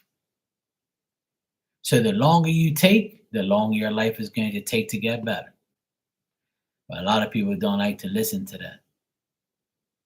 So you have to take accountability for your actions. You have to take accountability for every person that you have in your life.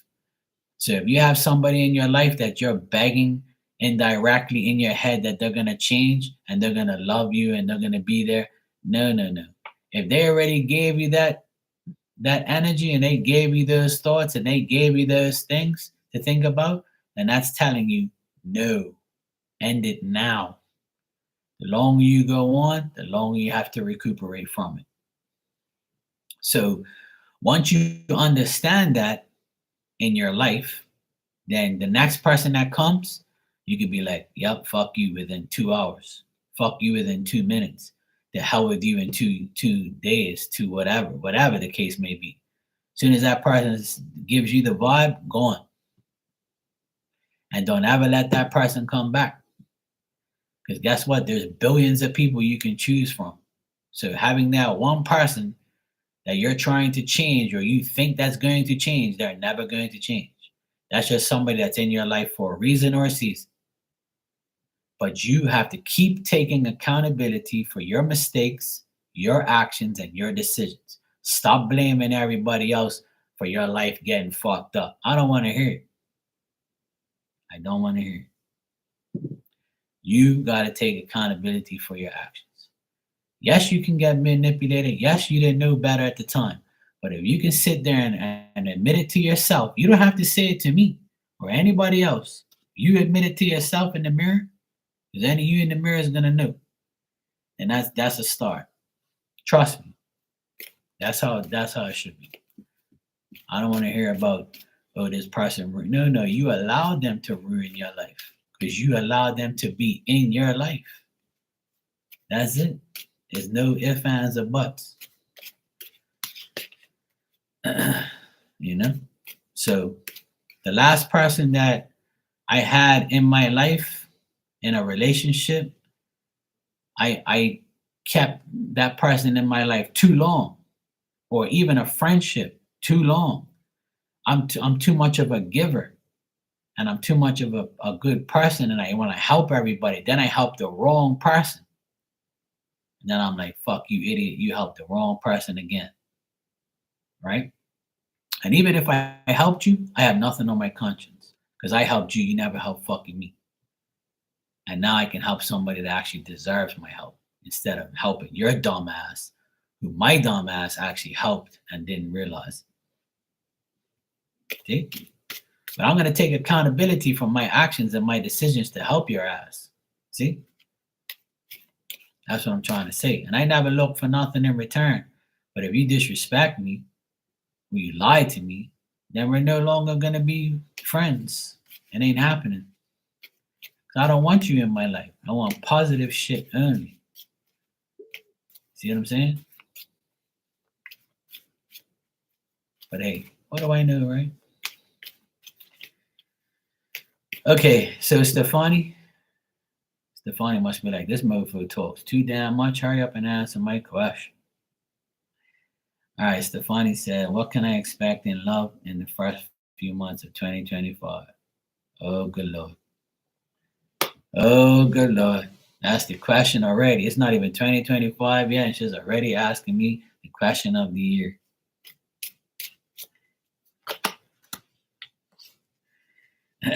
Let's see, Stefani. I wish everybody loved in here, even myself. What do you think?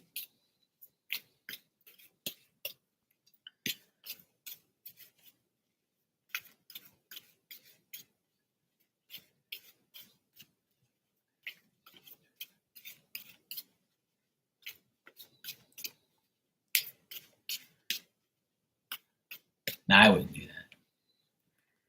See, Anne knows. Why is it that you don't know? And why you always ask 50,000 questions every day?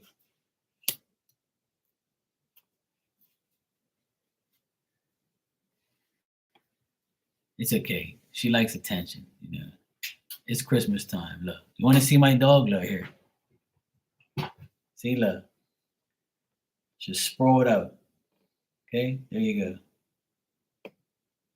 You all right, baby? Yeah. You told everybody you have the life.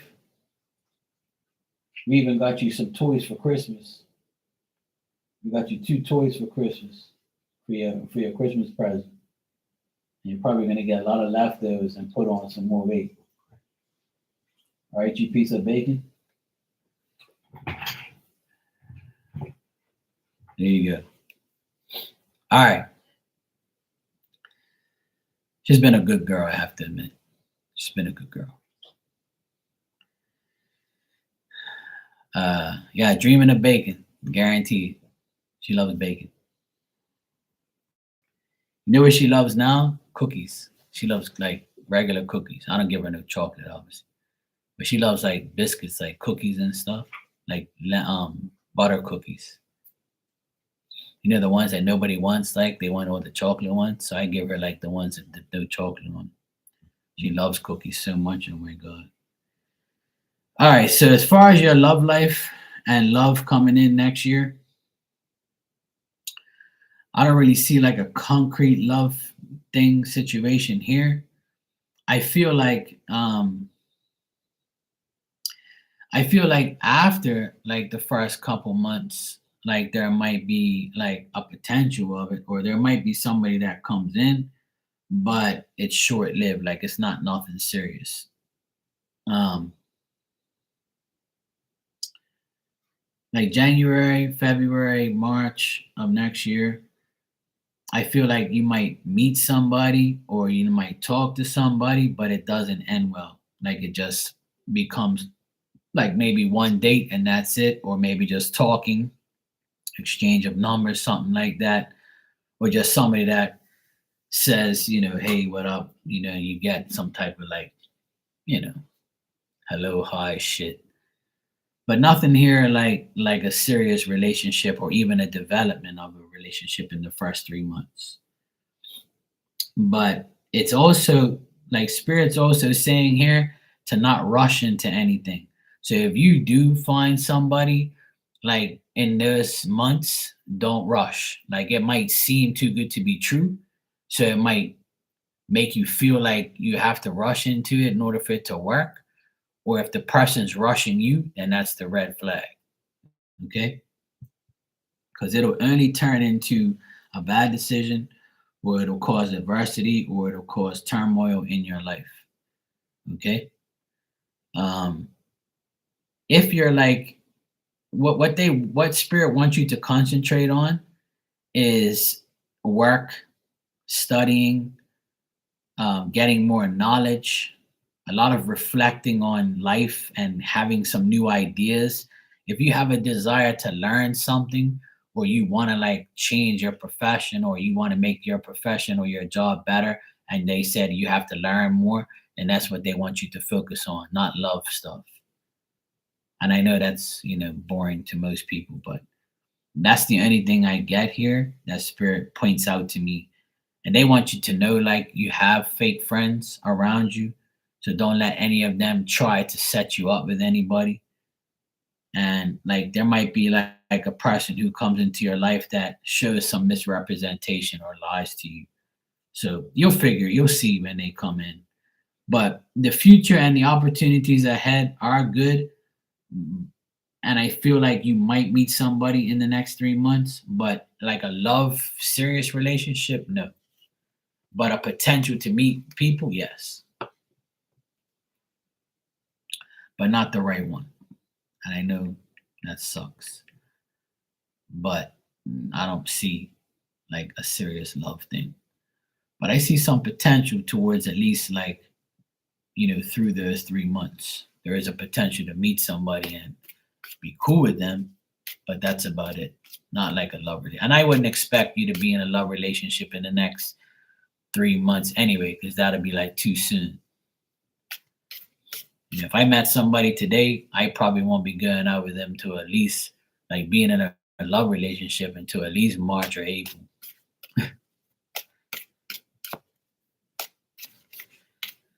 All right, Antigone, good night.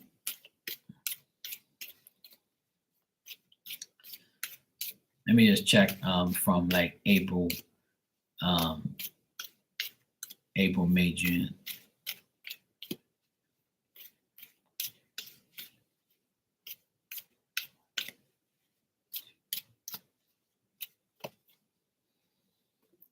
Yes, that's what I would say. Yes, that's the more positive thing that I got.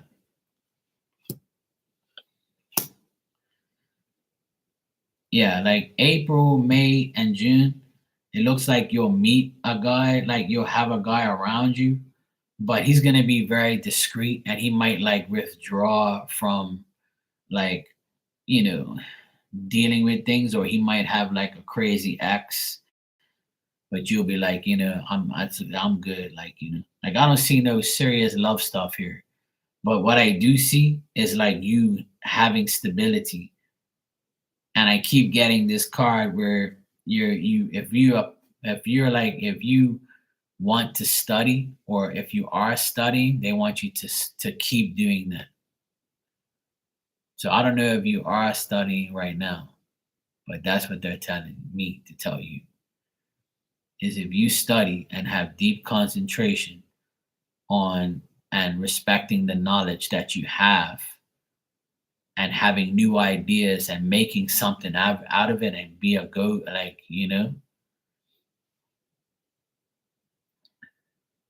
yeah. So this is more of you having the respect for knowledge. So if you're reading, then you're getting more knowledge, correct? So if that's what you're doing, yeah, you don't have to be in school to, like, to learn. I learn every day, and I haven't been to school in 30 years. Marley's got one eye open. Oh shit. That means she's on Cyclops mode. But I don't really see any love concrete things here. And I know that's probably what you want, but they want you to focus more on your respect for knowledge, desiring for learning new ideas, being a go doer, go do this, go do that. Yeah, if you want to, yeah. So the cards I'm getting is, if you want to learn more things, and you want to learn something you've always wanted to learn, and you feel like you can and benefit from them, then they say that that's your better option. It's better than getting a man. Because I got that card twice. So that's saying, like, if you need to learn something or study something, then they'd rather you do that than worry about some man. So I know that's not what you asked me, but that's what I see, because it completely ran off that subject. So when they tell me that, I'm going to tell you that the love thing is not possible right now, but what should be possible. And yeah, and if you listen to me on here, you'll hear me say it every now and then. If you're not doing what spirit wants you to do, they're not going to help you. And people think I joke around when I say that. I'm being serious. I tell people all the time, if you don't get no help from spirit, they're like, fuck you, you're not doing what you're supposed to be doing. And that's the truth. Like, the only way they're gonna help you is if you kick in and you do shit you're supposed to be doing. If you neglect your talents and you neglect your like way of your real life, then they're not gonna help you. And that's why people don't understand that when your life is not really on the right path, the only person that can put it on there is you. And then when you do, spirit's like, hallelujah, we'll finally give you what you want. You just had to do this, see? And people are like, fuck, I should have did this years ago. I'm talking from experience because that happened to me. You know. Yeah, sure, if you want to. Good night, Ann. Don't be naughty. I got your hat here for you. I got Ann a hat for Christmas. Look, this is her. Look, naughty. She wants to be a naughty girl. Now I'm just teasing. It's mine. But I'm letting her borrow it.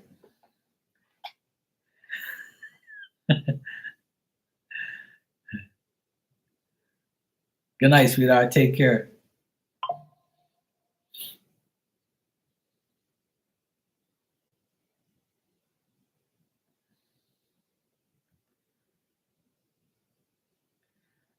I got your donation. Thanks, Stephanie. You can ask your question if you whenever you're ready.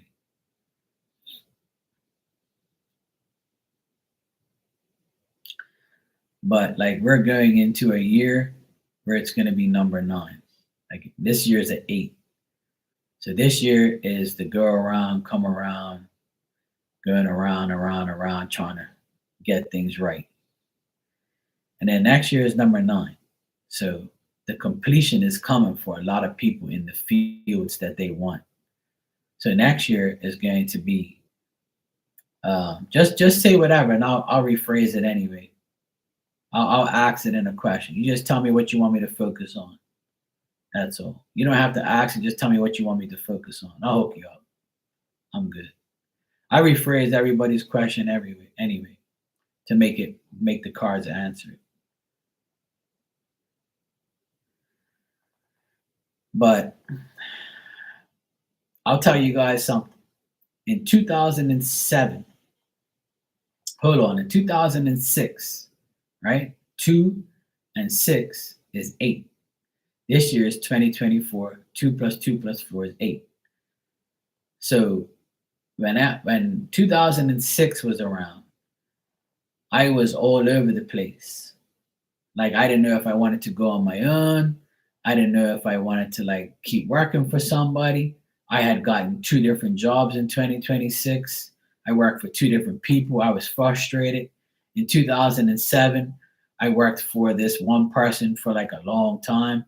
And then in September, I was like, fuck this, I'm gonna go on my own. And then in 2007, I, started my business in September. And in 2008, boom, like I was completely like on the business trail, right? And I've been there ever since. So this year is the 8 year where it's been crazy for me, right? With work and with being on here, doing a lot of things and now possibly getting back into DJing again, which I probably will, but not going to do it this year. I'm going to do it soon, whenever I get a chance, right? And in 2007 was kind of the year that I kind of like stopped DJing too much because I was like getting fed up of it. So now we're entering an 8 year, a 9 year from an 8 year. So now things are going to be different for me again, like it was when I went on my own. See, it's like a certain numbers in our lives change our lives, or it's meant for us to change in those numbers of the years. So if you look back to 2006, was your 2006 like your 2024? If it was, then the same thing's probably going to be happening, or something similar will happen in a different category. And then you got to look at 2007. How was 2007 for you? That's probably going to be how 2025 is going to be. Because I go by numeration and number stuff, right? So I always think like, oh shit, in 2007, I started my business. I never look back. So I think that maybe next year I'm going to have, my original business, which I'm getting my new van soon. So that's like a new change for me. And I also got, I also got like a new car in 2008. So it's crazy. Like my whole life changed from like the 8 to the 9, the 9 to the 10. So my life's changed a lot now, dramatically, since my brother-in-law left last year. So like it's crazy how life is. It repeats itself in different ways, but the same perspective. Okay. You was 9 in 2007. Shit, I'm old then. Fucking 2007, I was 30. Fuck, you was 9? Holy shit. I'm old enough to be your grandpa then. Fuck, no wonder you come here for advice.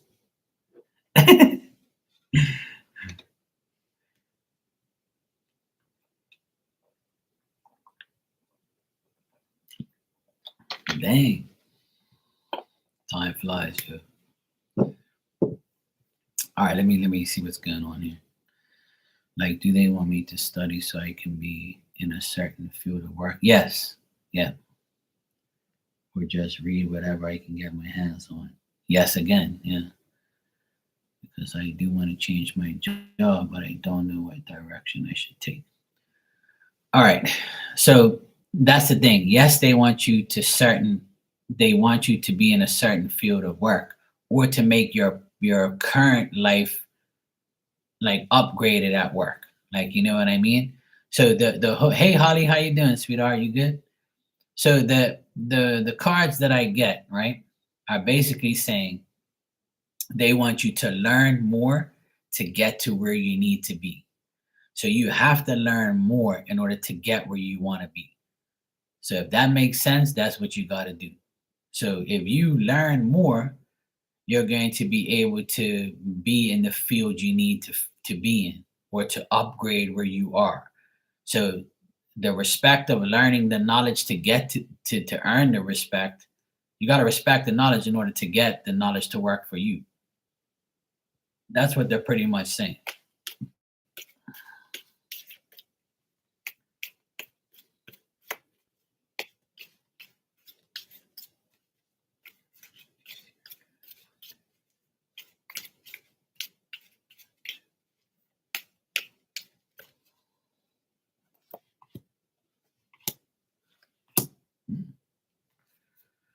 Well, if you decide to change, let me tell you the scenarios I have here. If you decide to change your job next year, if you want to, it'll be a lot of hard work. It'll be a lot of progress. It'll be a lot of money. The results of your efforts will be fine, and you'll feel more honest about the living you make, and you'll feel smarter. You'll feel like you have a vision that you've envisioned, and you'll feel like you can be able to be better at everything you're doing currently. But you're always going to have that feeling inside that, okay, now that I have the right job and the right money and the right situation, when is my knight in shining armor going to come in? When is my love life going to get better? Or maybe that really bothers you more than even your work. So Spirit saying that if you decide to do what they want you to do, and what you should do is do the work thing and get to where you want to be in your work life, then maybe you're going to want something right after that, which is your love life. But they're saying that you can't allow your love life situation to get in the way of your career and your path to make more money and to make your life more stable and to have that stuff on you. That's what they're telling me. That you're like emotionally confused. So they don't want you to feel that way, and neither do I. Yeah, see, don't. So the cards are right. You're so focused. Don't say desperation. That's a bad word, right? And I know people are like they have that feeling of desperation creeping up. But try to understand that security, success in your work life will make you someone's wife. And I'm not trying to rhyme and be funny, right? But that's facts. Like when you become more appealing, not saying that you aren't now, but when you become more an appealing attraction to a higher caliber man, then you can always tell him go fuck himself or leave you alone because you already be at a point to your life where you're overcome your obstacle of your work decisions and your work life. And I'm not saying you're not like that now, but that's what spirit is implying. That if you become more powerful, more successful, you're going to attract someone that will value you more because you have more to offer. And they don't want you to take that in an emotionally confusing way. They don't want you to have like these, differences because they want the best for you.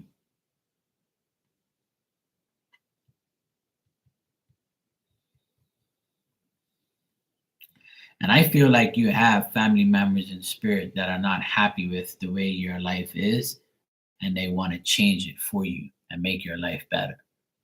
But if you have feeling of desperation that creeps up on you, then they don't want that. They want you to do what's best for you in your work and your career life.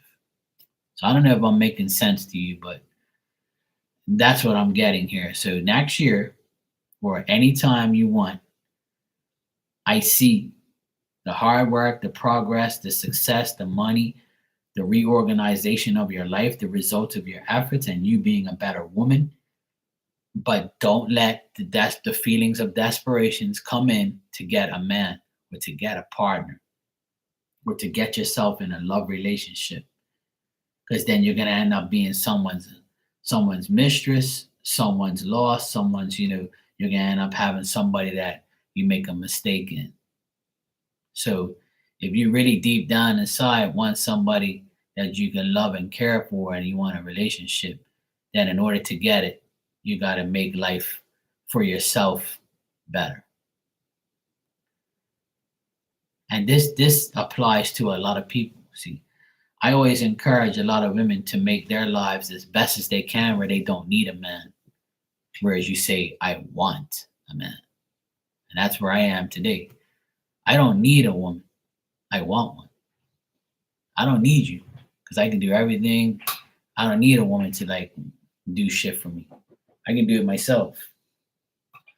But I want a woman, yes. Sure.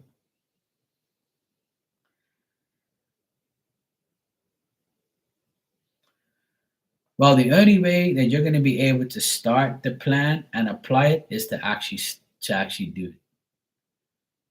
So if you can say to yourself, okay, what do I need to do? And if you read a lot, Stefani, then I would say get your pen out and a blank piece of paper and you write down three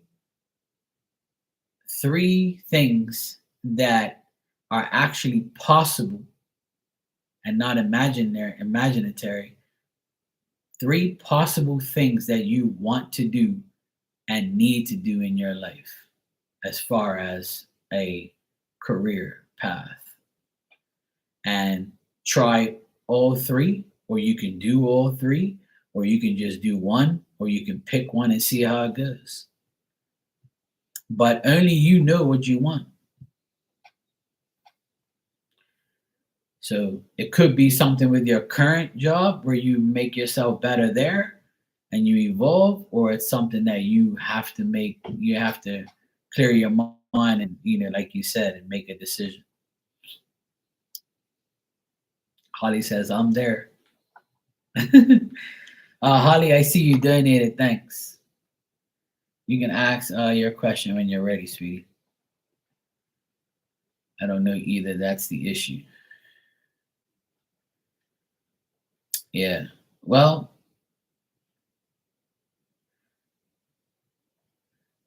it's all in your hands. I can't tell you what I feel you should do, but go with your heart. If you have a talent that you really have, if you're talented at something and you'll kill it and you'll be good at whatever you do, like say if you Like me, I'm an electrician. I've been an electrician for 25 years. So I know I'm a good electrician, and I can survive anywhere, and I can fix anything I want because I know I can do it because I have experience and I know what I want. But I just don't care about just electrician. I can do everything because that's what I put my mind to. I can do anything. See what I'm saying? Like if I want to, I can quit being an electrician and just do this all day, but I choose not to. I can quit all of this and go be a DJ again. You see, I give myself the options to decide what I feel I want to do. And if you have if you have that mentality, then you can do anything you want. Yeah, you can do anything, and so can I. Anybody can do anything they want. The more you learn, the more you earn. The more you do, the better you become. And I never wanted to limit myself to just one thing. Oh, what do you know how to do, electrician? You don't know how to do anything else? No. Not me. I do everything.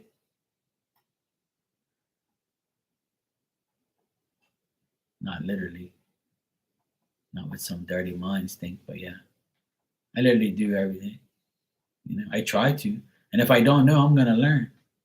Or I'm gonna find a way to make it happen. You see what I'm saying? We're all born. I believe we're all born with a specific talent. And we end up either growing into that talent, being that talent, or being what we're supposed to be. So that's what you have to ask yourself. What's the thing you love the most? You know, do you want to be a porn star? Do you want to make hats? Do you want to make clothes? Do you want to make shoes? You know, do you want to like be the best waitress in the world? Do you want to own your own restaurant? You know, do you want to have any fans? You know, we all have choices. We all have choices. And right now, I'm exercising all my choices. That's for sure. Amen to that. If I was younger, I would go OnlyFans, you know, make that money. Nah, I'm just teasing. I'm just talking shit. I just like talking shit about things like that. Hey, you can become a millionaire, you know.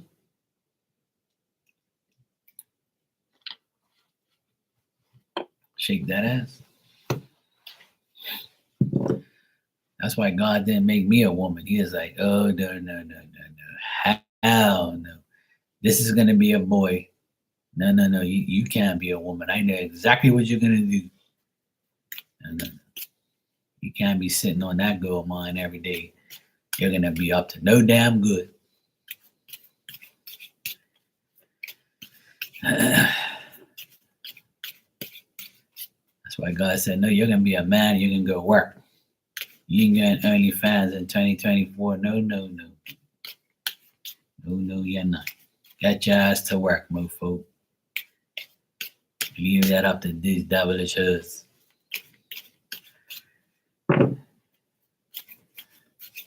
There you go, Holly. See?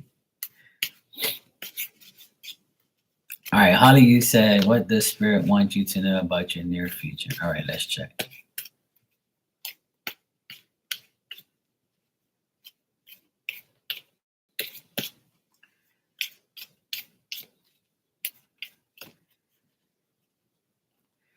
You're welcome, Stefani. I wish you the best. And if, you know, you need any advice, you know, to come to Grandpa, you know. Grandpa Marky will hook you up.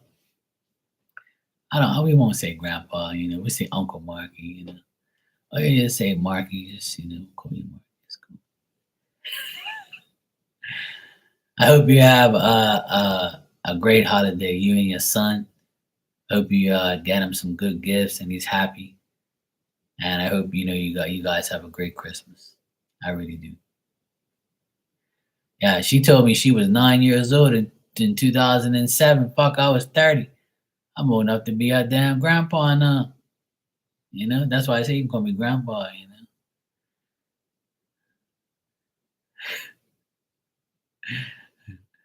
That's like my friend Becca that comes in here. She's like 21 or 22, I think. And she always calls me daddy, Daddy Marky. You know, I'm old enough to be her daddy. You know, she makes me laugh. Everybody calls me something, you know. Nah, nah. February 6th, I'll be 48.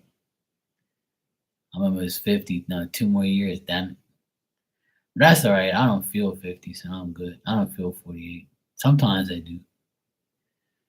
The main thing is you don't look it. That's good. All right.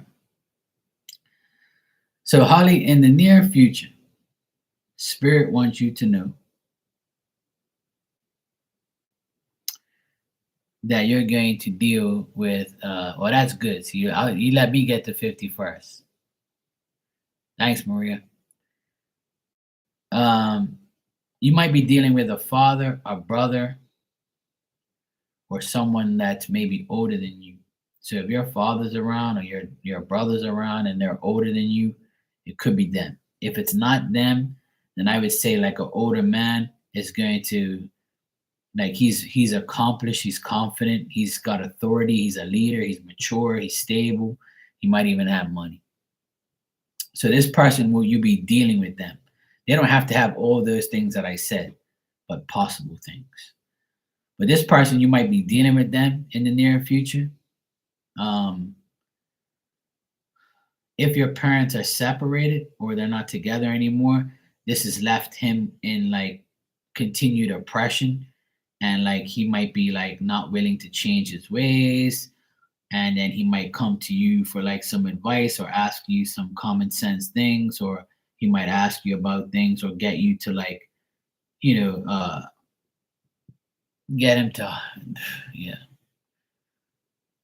they're still married. Okay, cool. So your father looks like, if this is your father, then I would say that he's like a person who doesn't want you to feel like, any oppression or any like unhappiness. They might be trying to help you get over things, or like they might be helping you with your judgments, or like just helping you with common sense situations. So I would say your father can be like, in your near future, he can like be helping you with life or helping you get out of like some situation if he's like that. So if you need help and you're not asking him, then maybe if you do ask him, he will, right? Because at the end of the day, this is like, like a general reading, pretty much like where I'm just seeing people around you that will help you, or you can go to them if you want, you know. Yeah, it could be a non-family member. If your father doesn't fit that category, then it could be another guy. Yeah, if it's an older man in your life, then he can help you. Yeah.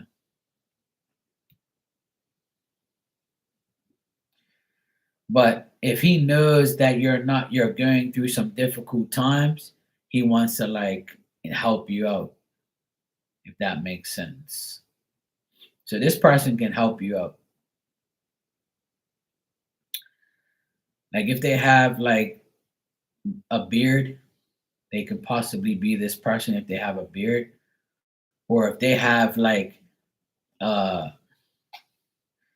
like if they're just like just a mature person with power, like and very confident, very like a leader type person, a person who has a lot, like they run shit. So this person, they run things, like they're a boss, or they're an owner of a business, or they have authority, or they're accomplished, or they're like retired and balding or something, like, or they're just somebody who has, a stable situation in their life. Yeah. Yeah, they can help you in lots of ways. Um, I mean, I'm not getting emotional help here, but if you want them to help you emotionally to get out of like a rut or out of a situation of following your ways, and like not like if you need this person to help you like rearrange where you live or how you think or your ways or get out of your, or if you need emotional help, this person can be there for you, yes. So if they're already doing that, I would say that they're not going to continue to do so. But if you ask them for help, they will be willing to give it to you. So that's what it could be. And just try to not hide your emotions around this person. Like show your emotions, don't hide them. Use your common sense. Use your judgment wisely. You're old enough now to know what's right from wrong, you know? Yeah. So this is more like a person willing to help you if you need them. So if you're the type of person that's not wanting, to ask for help, this person might offer it, or if this person might help you. Like, but it's to do with like the way your life is now. So if where you live is a problem and you want to leave, then this person can get you out of that place or figure out where they can put you. If that's not the case, then this could be like you continuing your emotional oppression about things, and this person talks to you about how to solve it or something like that. Like it doesn't have to be, but that's something that I see here. Like, but like this person doesn't want you to restrain yourself or let others interfere in your life.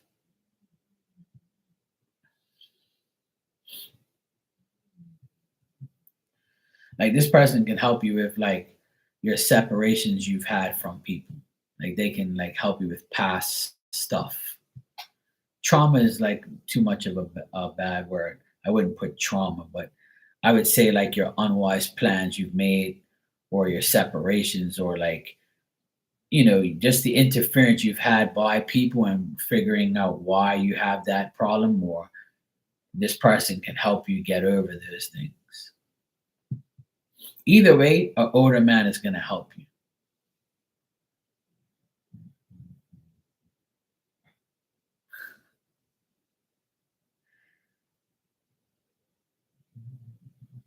Yeah. Well, that's who I see here. So that's probably why spirits bring it up. So now that I know that,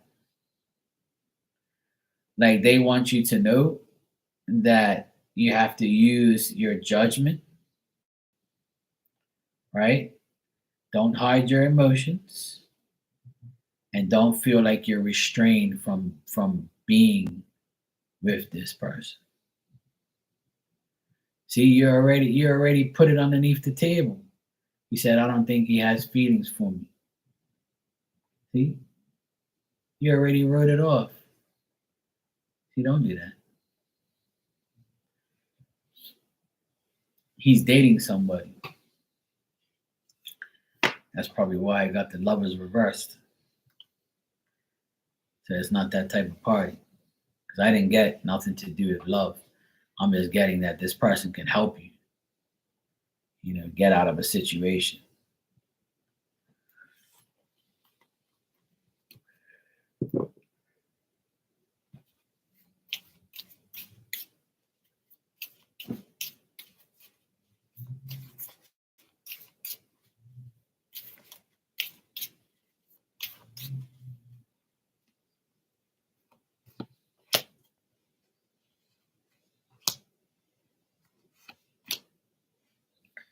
Well, as far as what I get, he likes talking to you, but there's no feelings there.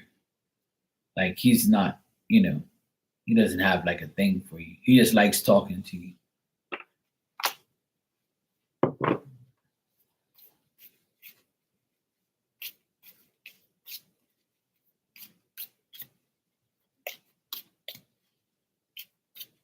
Yeah, he likes talking to you.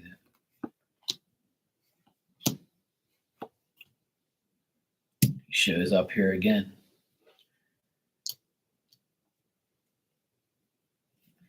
I don't think things are going good between him and the person he's dating. Him and the person he's dating, like the person is shy and ignoring his opportunities that he's presenting to them, and he thinks now that it might be a bad decision, and it seems like a past situation to him. I mean, I shouldn't be looking into it because none of my business, but I like doing tarot blackmail sometimes. We have to find out to make sure, you're not getting yourself involved with anybody you shouldn't be. Yeah, you didn't hear that from me, Kate. But it looks like things aren't good between the person that he's dating. Him and them are not really like seeing eye to eye. So, but he enjoys talking to you though. In the near future, he'll be talking to you probably more, but still being, suspicious and doubtful about what he's gonna do. So just see how it pans out. But he's a good person though. I got him as the emperor twice.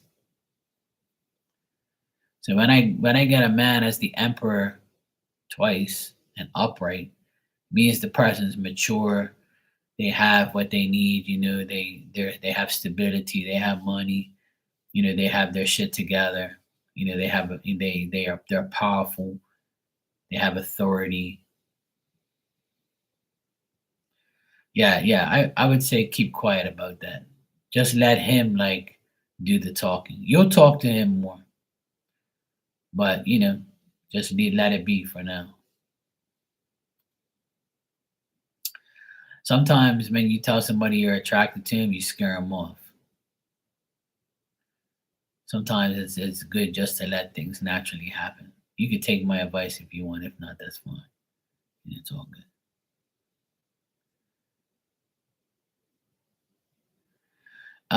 He's probably quiet because he's going through some shit. So maybe you're going to be the one that helps him get over it. That's what it could be too. Because you didn't ask me anything specific. See, I'm just seeing what the cards gave me.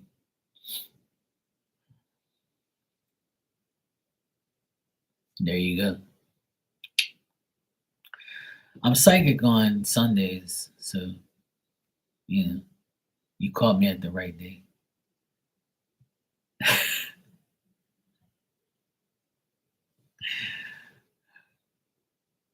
But yeah, that's probably it. Yeah. He might be coming to you to talk to you. So I got the 8 of Wands there at the end, so that tells me like more communication. So hey, that's good for you. So we'll see.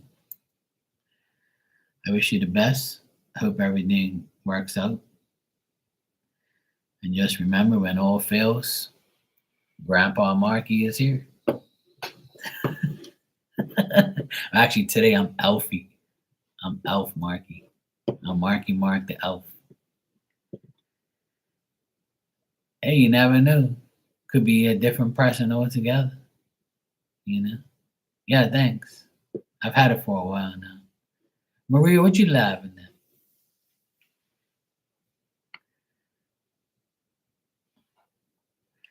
Maria and I are gonna paint the town red.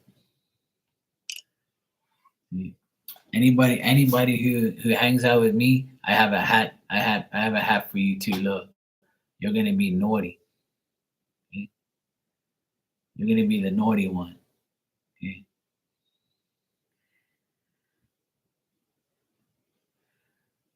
All right, Holly, no problem.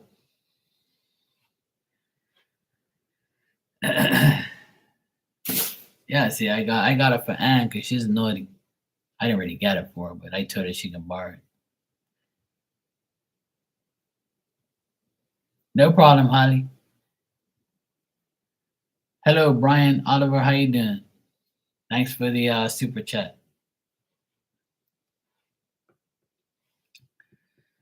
He said, "How does Jeff currently feel about you?" All right, let's check. You got your Santa Claus hat, Maria? You gotta get one that says naughty on there and wear it to work with some like high heels and stockings for Johnny Boy, you know? Imagine that. Imagine you coming into work dressing up like some sexy elf. He'd be like, damn it.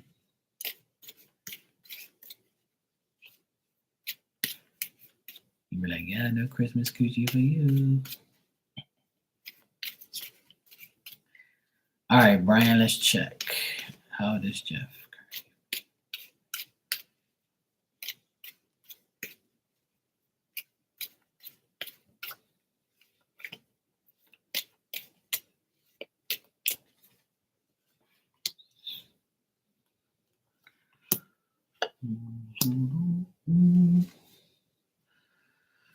All right, Brian, what I get here is I feel like Jeff, if you talk to Jeff, I would say that he enjoys the conversation that he has with you, or their conversation that they have with you. Um, I also feel like they want to make things better because they feel like frustrated and they feel like somebody might have interfered between you both. Um, but I do feel like this person feels like they feel better when they talk to you, or they're going to feel better when they talk things out with you. Um, so I would say if your current situation with this person, Jeff, is if you are communicating, then I would say they enjoy your conversations and they want to make sure no one interferes in his feelings towards you and the situation you have going on with him. And I feel like this person wants to, I feel like they feel hopeful about you. They feel like you're favorable to them and they feel like they're willing to make things like, happen between you and them. But I feel like this person has had like frustrations and interferences in their love life, or like with other people trying to separate the both of you. Okay, cool. So if you guys communicate, which I'm sure you do, he enjoys the conversations that you have. But what I do see is like he might think that there is no chance of like you guys being together if that's what you want. Or like if you guys are just talking and you're cool with each other, then that's fine. So I would say the feelings are good as far as communication, talking, and trying to make things happen together, right? But this person might have like interference in their love life or something like that, or their love life has caused them to feel kind of different. So the trust factor might be different between, when it comes to like emotional feelings or anything like that. But this person does enjoy your conversations. This person enjoys talking to you, and this person thinks that things are looking hopeful and favorable between you both, and they're willing to start a new adventure with you. So I get more positive than anything. But this section right here, I see there could be like frustration with love life, or with a love situation in their life or your life. Or maybe like if it isn't that, then people are trying to get in the way or interfere between you and him. So, but otherwise, that Jeff's current feelings are good about you. They like talking to you, and they want to make things better. So I got good things here, Brian, between Jeff's feelings about you. Ah, I see. So people don't want you and him to collaborate on music. But see, these people that are interfering, they're not going to succeed because I feel like Brian, I feel like Jeff is not really paying attention to that too much. I feel like he understands you, and I feel like you guys are going to like in the next month, in the next 30 days, things are going to get better between you and Jeff. I also feel like that there could be a old friend that makes the union between you and him even better. So there could be something that somebody else that you know in the music industry that helps you both, or even joins or helps or does something to make you guys uh collab more. So there could be an old friend that reunites you guys. But my advice is to never worry about what other people are trying to do. As long as you and him are on the same page, which I see here, but there is interference with people. I see that. But I do see the return of an old friend or a reunion that helps you both together. And I got Ace of Wands at the end here. So there's a gain, there's fortune, there's like a new beginning, there's like an adventure that you guys are going to make a meaningful experience out of it, so I got good cards here. The only thing bad is interference and frustration that others give. So I would say his feelings are good about you. There's nothing there, but there could be people that are getting into his brain and saying, hey, uh hey Jeff, Brian is this or that, or hey, you should be with me, or you can do this, or you shouldn't do that. But I think Jeff knows what's going on. I think he's smart. I know he is because I can see that he knows what's happening. So there could be someone that helps you guys make it happen. No problem, man. You're welcome. No problem.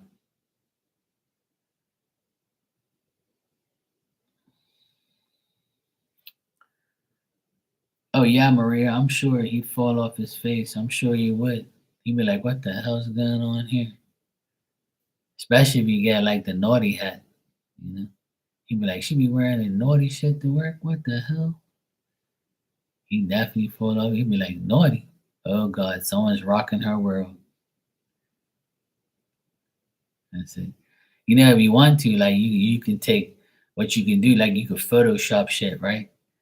You're welcome, Brian. No problem. Thanks for the super chat. I appreciate it. I wish you the best. What you can do is like take a picture of, and like later on, like pause the live and take a picture of me and like put a picture of you with like your hat on.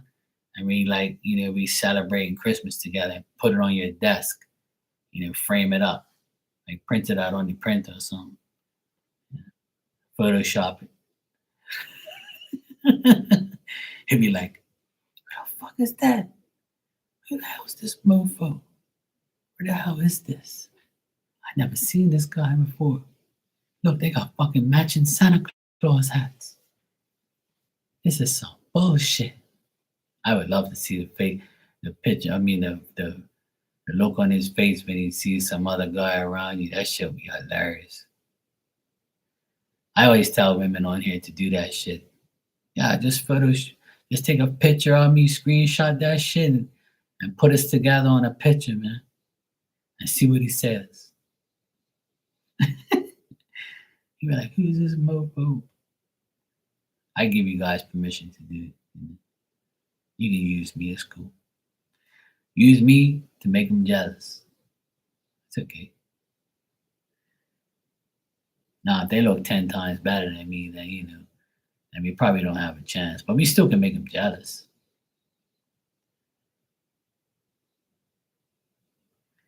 It's going to make them jealous anyway. That's the main thing. That's what our purpose is. I'm so bad. I'm so bad. I'm so bad. I shouldn't do that. But hey, fuck them. I don't like guys who treat my friends like that, especially these asshole guys. I'll make them jealous. But they're gonna take your girl. I'm gonna hang out with your ex. What you gonna do about it? No. Photoshopping this shit.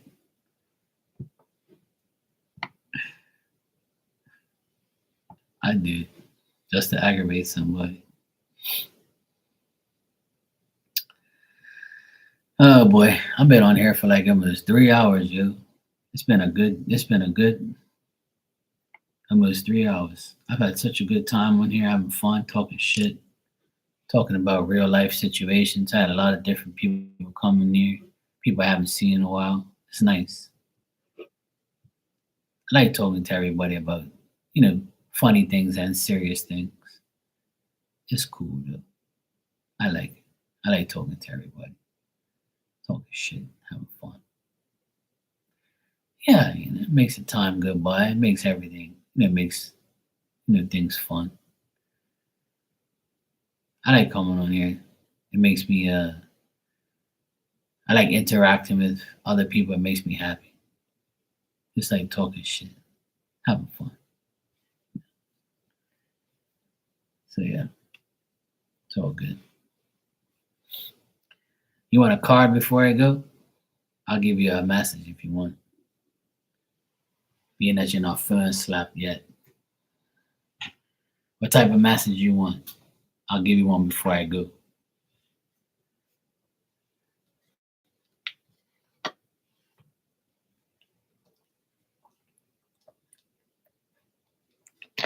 You know I take care of you.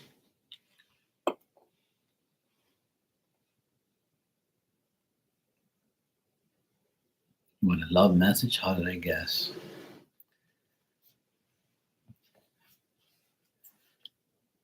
What do you want? Like the Pining Rose Love Oracle? You want that one? Or you want like the I you've been talking to Jonathan the Pisces. Oh, okay. What the fuck is with you and Jonathan's?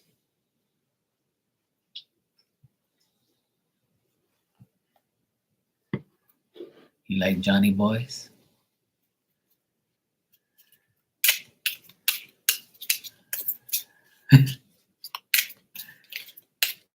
All right, let's see what we got.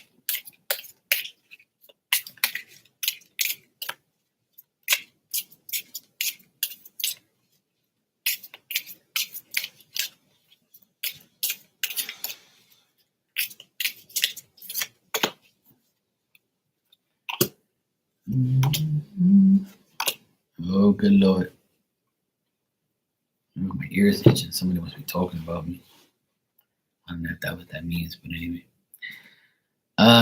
There looks like there's some chemistry between you and Johnny Boy.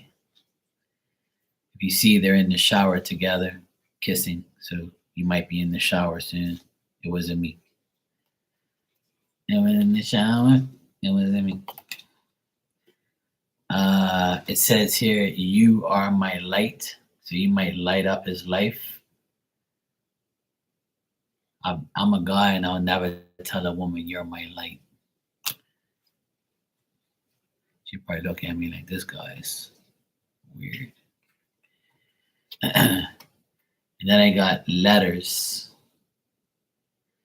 So this card to me means like, reading text messages, like a letter. Like he might text you like a long ass, letter. Or, there might be a lot of communication, like letters, talking, texting. And on the bottom it says dancing through my dreams. Oh good lord. Looks like you're thinking about some Pisces D. Oh good lord. Oh good lord. Johnny Boy wants to give you some D for Christmas. He's probably gonna get you something for Christmas and entice you. He's gonna be like, oh Maria, Maria. He's all fired up. Yeah, I'm sure he is. He must be like, yeah, Maria's giving me the time of day again. Yes. Finally get some coochie for Christmas. I'll give her a present. She'll guarantee coochie.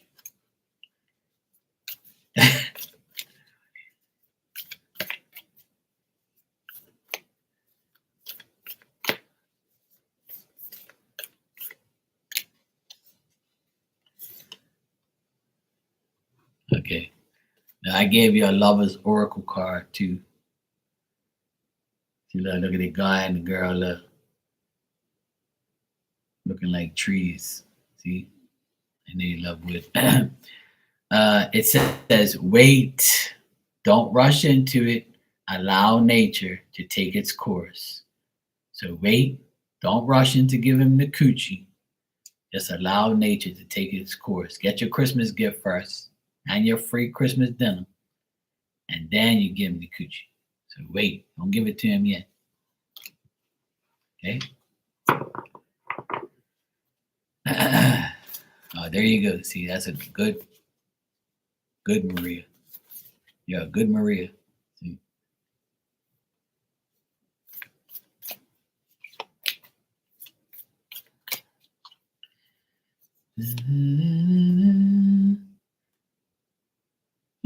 Look what card I got.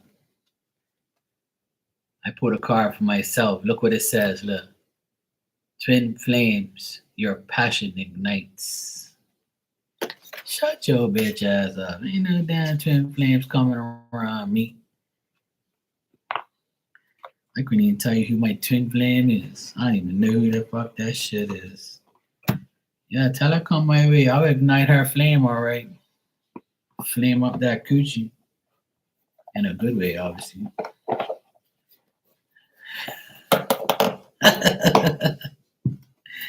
Come on, then, close.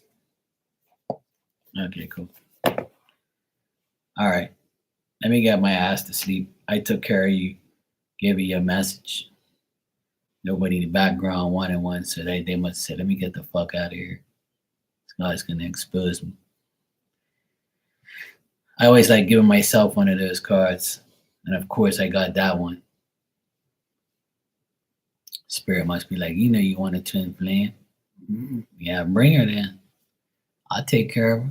She wants to be my twin flame. Oh, well, then bring her then. I'll take a twin flame ass. I just don't want her to say that shit to me.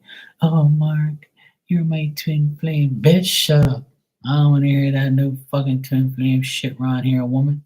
I'm your soulmate. Don't talk that twin flame shit around here. But you know I am. No, you're not. You're not my twin flame. If you have a twin, then we can flame up together, yeah. Bring your twin here. That's a twin flame. Getting 2 for 1. Yeah, sure. I ain't your damn twin. I don't look like you. Sure as hell none.